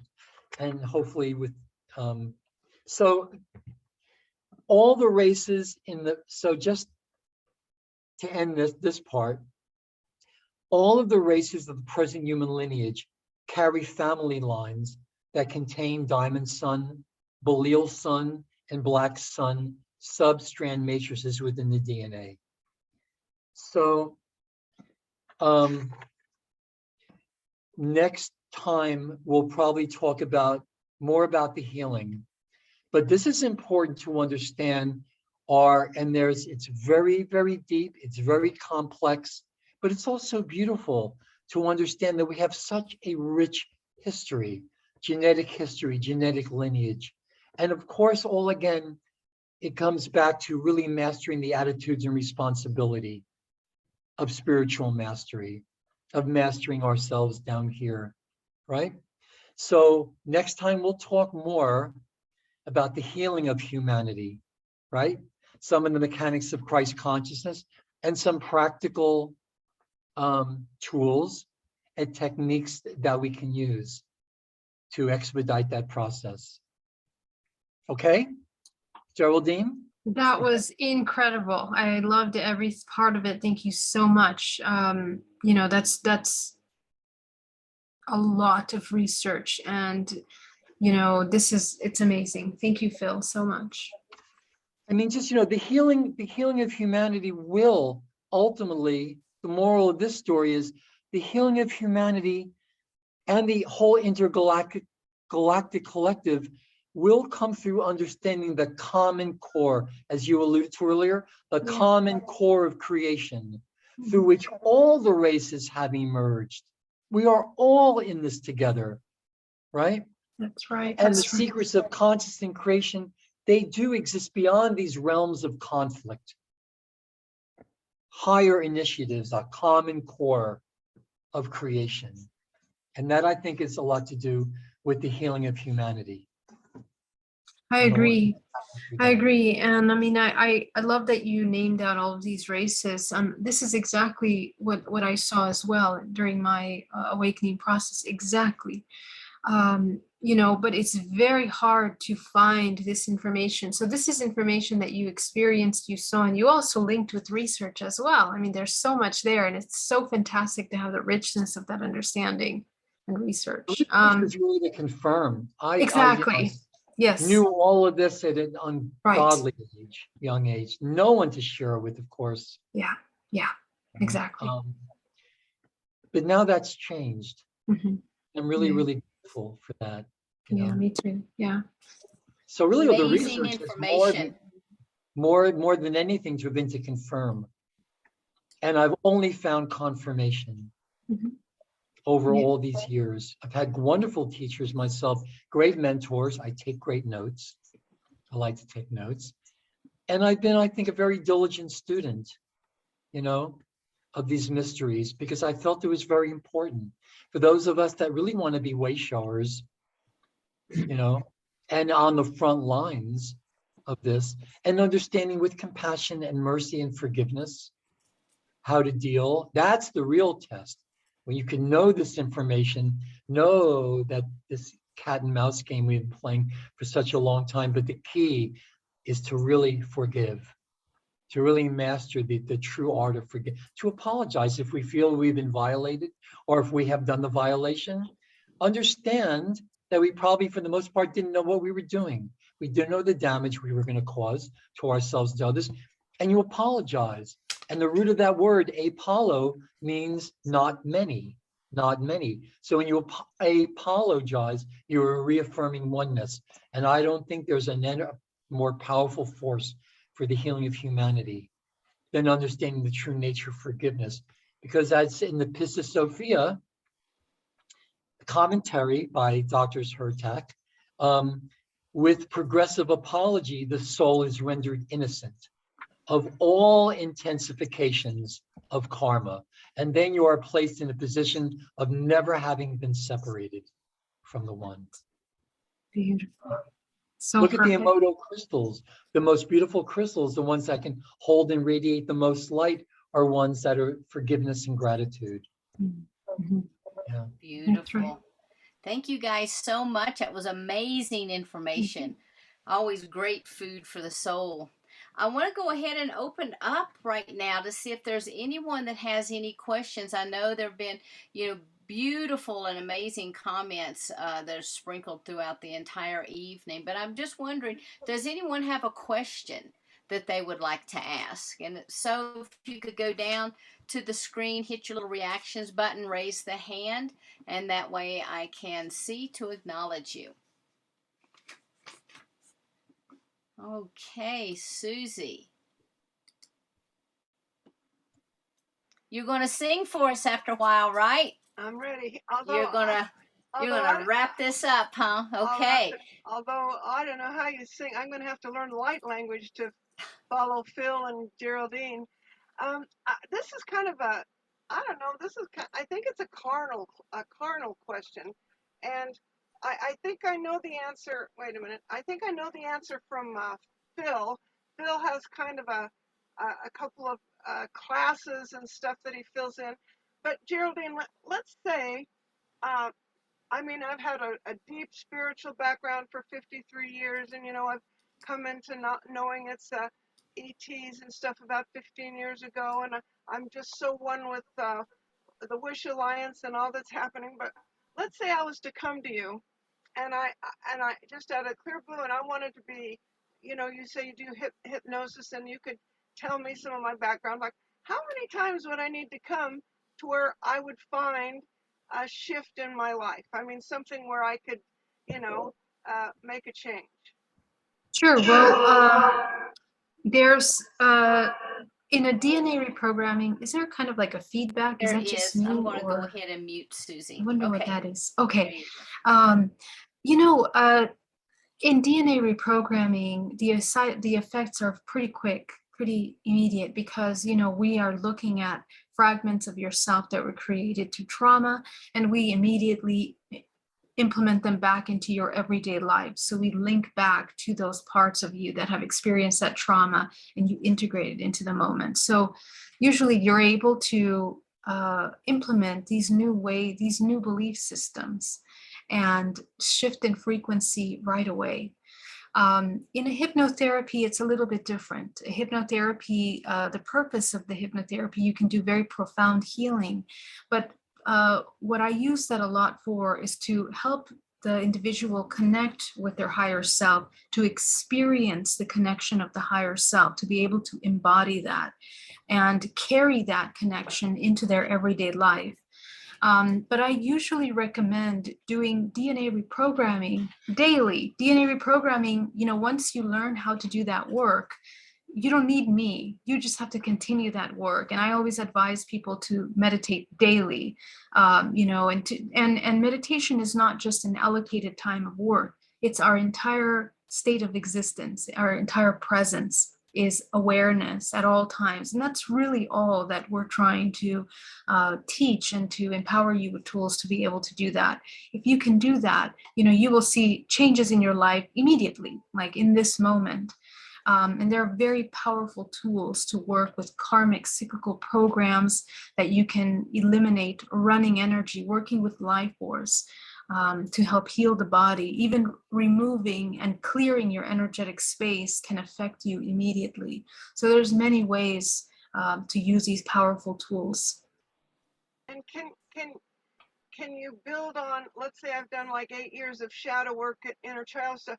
Would that work help? Would that help this work too, or do I have to start from scratch? No, not at all. That's a great question, because I'm sure people, have that question. But the way I look at it is, if you're meditating for many years and you're not seeing changes in your life, then, you need to change up, or you need to look at the modalities and the techniques that you're using. In the work that I do, you should be able to sit down, and within at least 45 minutes at the longest, you will experience a shift for yourself, because you are getting to the root of things. And it's very simple. It's not as complicated as you think. It's actually very simple. All your understanding is whether you are discerning between love and fear. And that immediate understanding allows you to shift your perceptions pretty quickly. So if you can begin to train yourself to discern in that way, you can have very immediate, instantaneous shifts, and it should be very productive. In my mind, meditation should be very productive. But it is a process, so obviously how to meditate, how to come into that vipassana state of observation. That takes some time to train, and once you're there, you begin to work with the more active things like subconscious beliefs, emotions, things like this. So yeah. Love both of you guys so much. Thank you, Susie. Yeah. Thank you, Susie. Phil, do you want to tell people about what you teach? Because I love it. And also, Geraldine, there was somebody in the comments that kept saying, is there some place I can go that doesn't cost anything, or that there's like a group chat or a group, Wish Alliance? We talk a lot, but is there anything, Geraldine, that people that don't have a lot of money that could go at least share their experience? Oh, of course. Well, I have an international support group and it's free, and I host it once a month, and I also do workshops and trainings at the end of the month. We do everything from remote viewing to telepathic communication to channeling and to expressing and painting our contact experiences, everything to help you process and integrate from those experiences. So please check us out at hybridmother.com. You guys can sign up there, and everyone is welcome. Thank you. Beautiful. Thank you, Geraldine. Thank you, I, Susie. Great question.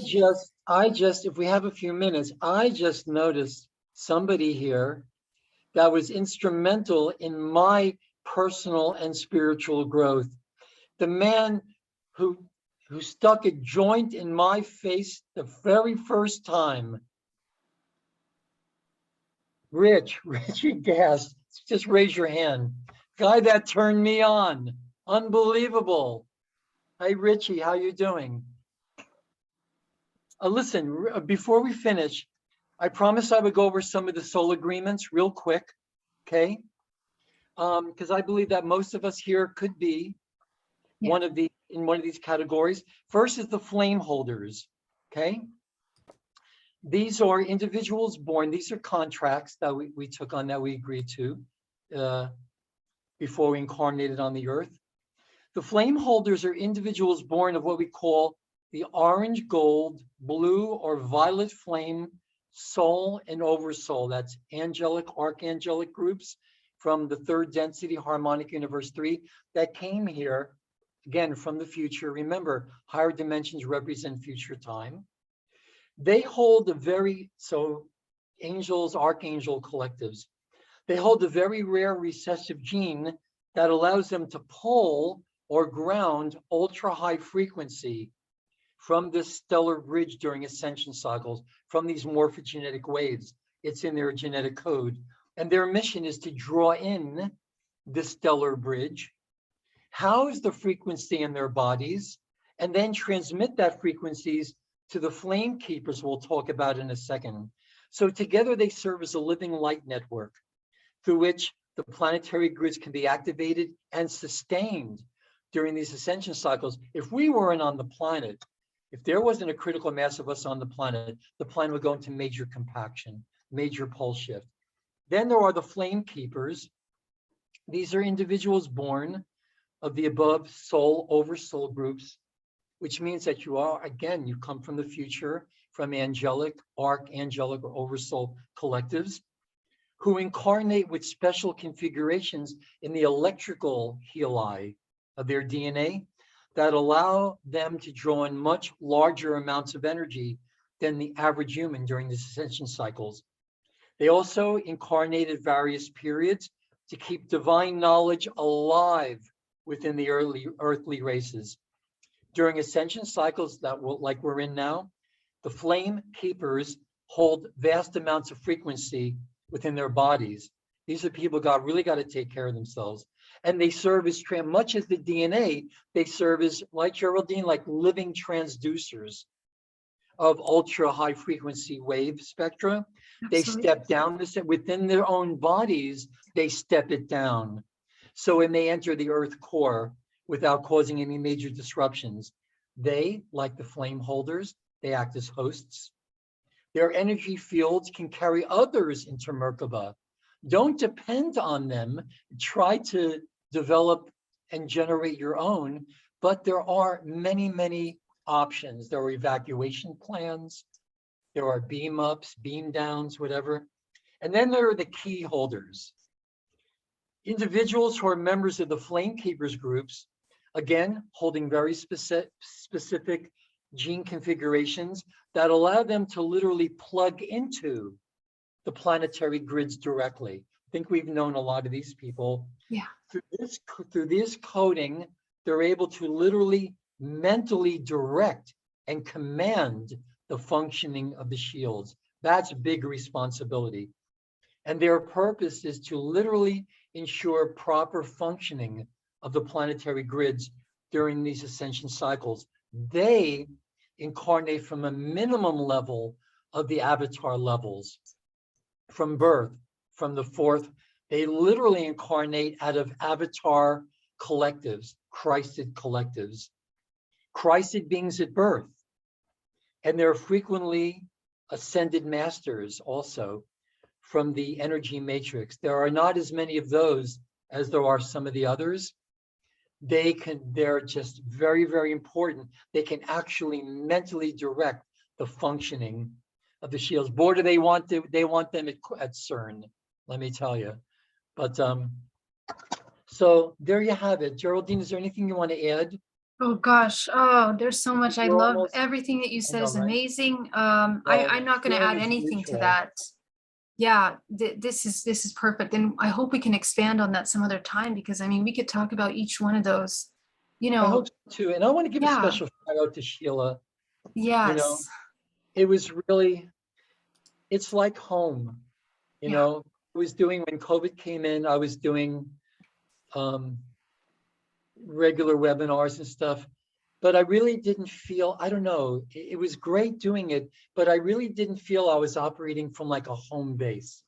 And with Wish Alliance and its connection to Portal of Ascension and other platforms.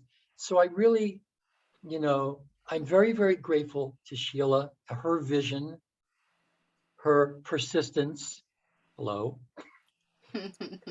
her divine stubbornness. And just know, it's really, I tell you, it's such a high level of commitment. Yeah. You know, it's really, Sheila, I think, is really teaching us to really, we've got to raise the bar for ourselves. There's a higher mantle of responsibility that each and every one of us need to adopt to really make this happen. And we all have each other. We have such power and grace within each and every one of us, especially when we work together. So Sheila, especially in all of you, I just have so much gratitude for, and I just want to really thank you all from the bottom of my heart. You know, Thanks, Phil. it really means a lot. Appreciate that. Thank you. Yeah. It really feels like home. Thanks. Thank you, Sheila. Thank you. Aw, thanks, guys. You are the Wish Alliance, so everybody out there is the Wish Alliance. So thank you guys so much. Let me go back. I think I accidentally knocked Brandon off. Brandon, are you still there? I know you had your hand raised for a Yeah. question. Yeah. Phil, you just said you had one like quick second part about the RT negative, um, about the blood type, and then before you went to the other questions, I just wanted to know if you remember what that second part was.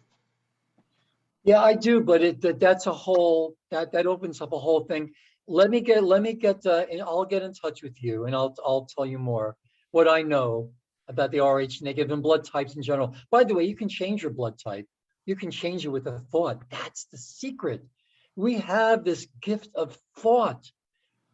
Thought, you know, the electrical impulses as they transduce down or they convert into the biochemistry of the body, we can change just about everything. With the God-given power of thought, we can change our blood type. We can also realize, I didn't talk about this today, but there are a lot of symptoms of going into ascension and higher strand activation. For example, I know some lifelong vegetarians, boy, they really want meat, you know? And I say, rather than judge yourself or go into all these numbers, at least get a good piece of meat, grass-fed, free range, whatever it is. And chew it well, you know, and really honor it. And you know, when the Native Americans go out on their hunts, the deers come right out. They offer themselves because they feel that they can make quantum leaps in their evolution. But we consume them in a good way, with the right spirit. So Brandon, we'll talk more. I'll leave your email for me and we'll talk more about blood typing. But again, the secret is our thoughts, to heal our thoughts, to learn how to control. If I always give a link for the master key, just go onto Google. There are many PDF scanned copies of Charles Haanel's master key, 24 weeks, 24 lessons, that at the end of that, when we learn to control our thoughts and manifest what it is that we want, we desire for our highest evolution in the highest path, then everything comes to us that we need. And the whole idea, I think, is not to ask for anything more. And also, that being said, not to settle for less. We're all feathers in each other's wings. Man, together, we are the Star Alliance, right? That's right. Wonderful. So Thanks, I'll Brandon. get to Brandon on that. Okay. Okay. Got it. Thanks so much. Tom, you've been patiently waiting.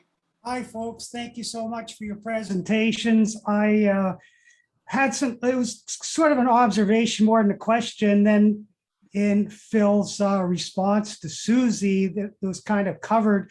So I'll just summarize, if I may, is I like what from both of you, what the impression or from Phil about we've come from the future. You talk about freedom and you talk about forgiveness. And at the same time, the aspect of being in the body or looking at karma, past lives, and how that unfolds. And it's kind of like coming into this incarnation and then dealing with the transformation on all these multiple levels experientially, and yet at the same time energetically. So it was kind of like clarified for me the direction and kind of like shifting gears, coming from driving a car at a high gear and then sometimes drop it into low gear and you get this thunk, and at the same time there's a transformation where we can bring that energy forward in a loving, kind way, and having that central knowledge. And also about taking out a chakra, maybe. Well, my understanding is that everything's all connected. Where are you going to put it? So it's all interconnected. So thank you for your presentation. Really, Your name, Smart Tom. I told this before. Smarta, that means emerald. You've got that emerald vibe, Smarta, Smagdarin. That's just before we finish, tomorrow, I know it's a little last minute for some of you, Mariana Hernandez and I are doing the feast day of Mary Magdalene through the portal to Ascension. On Mary Magdalene's feast day, we're doing this very special program. We're going to do in this program, we're going to, the Circle of Marys, Arthur and his Knights, Jimmy Twyman, his Emissaries of Light.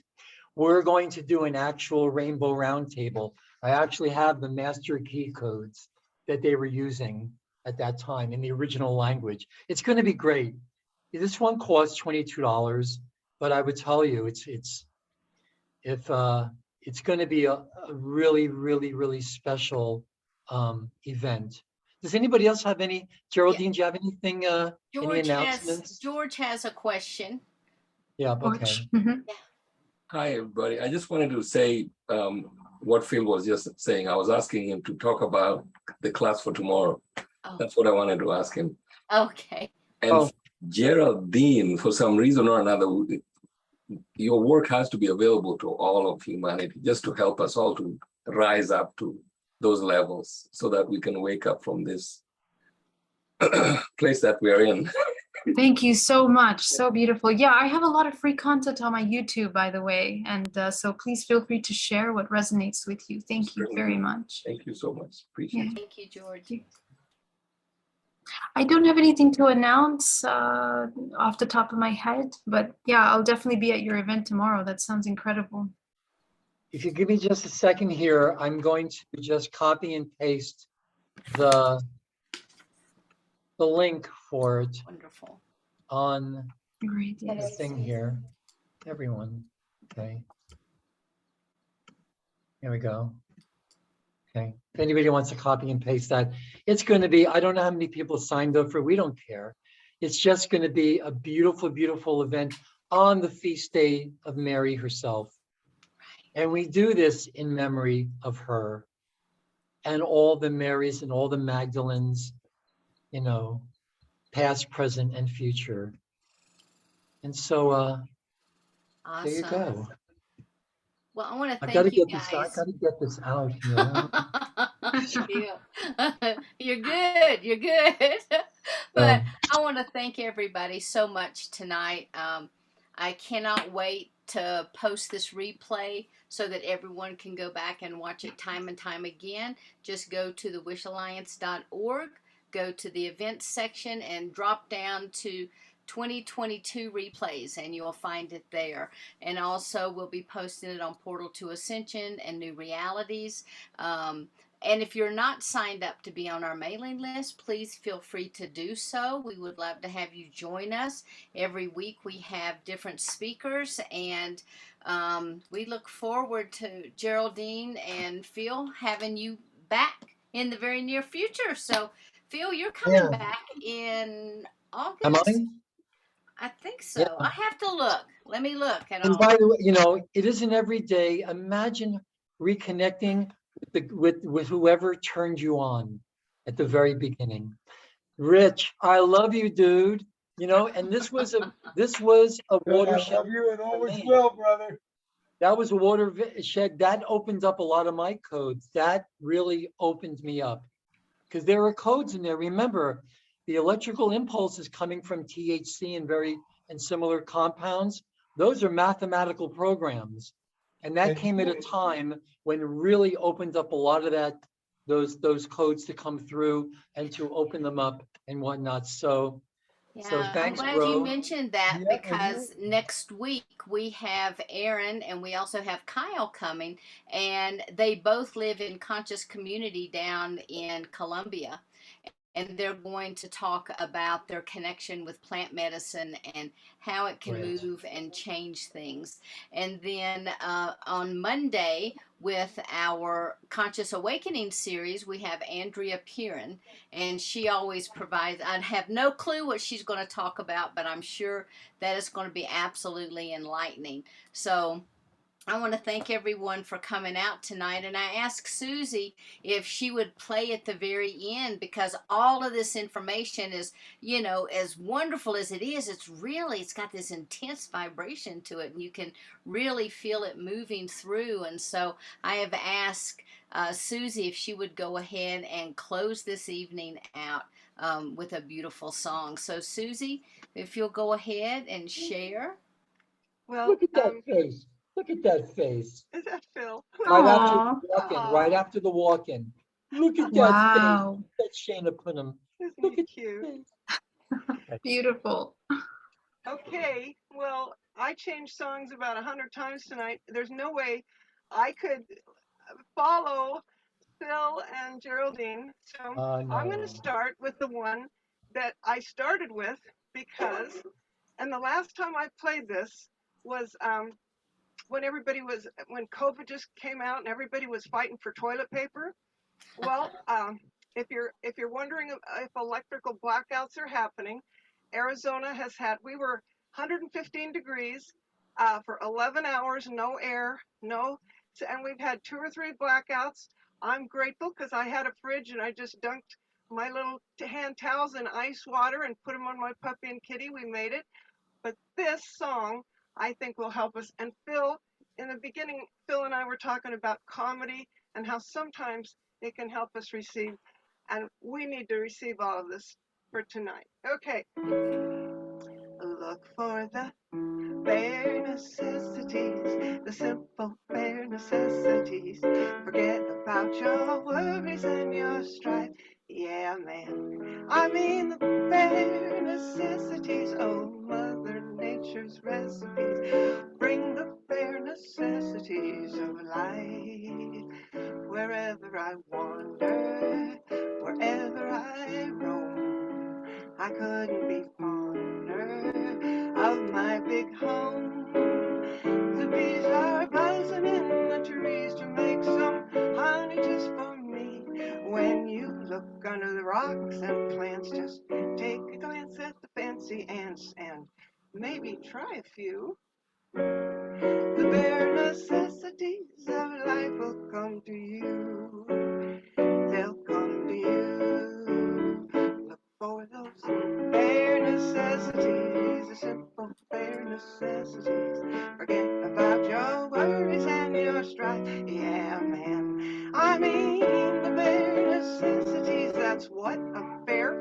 yesterday's, bring the bare necessities of life, and bring those bare necessities of life. Boy, they taught us tonight it was a Beautiful. bare necessity. Beautiful. Thank So you great. so much, Susie. Love you Thank guys you. so And much. thanks to everyone for Oh, Sheila, you muted yourself. We can't hear you. I just wanted to thank everyone again for coming out, supporting us, being here week after week. Phil, thank you so much. I have such deep gratitude and love for you. And Geraldine, you know, I have the same for you. And Susie, thank you Thank for you. singing every week. You know, it's just beautiful. And so hope that you'll join us. You can join us on Monday. You can join us on Thursday. But until we're back again, have a beautiful and blessed week, and namaste, everyone. Good night, Phil, everybody. is it too late for the Holy Grail? Thank you again, Geraldine. Thank you so much. God bless Thank all you, of you. Phil, so much. Thank you, Sheila, And, Susie. Thank you. okay. Thank you. Love you all. Good night, Bye. everyone. Everybody. Thank you. you. Thank you, everyone. Love Good you. night. You all. Thank you.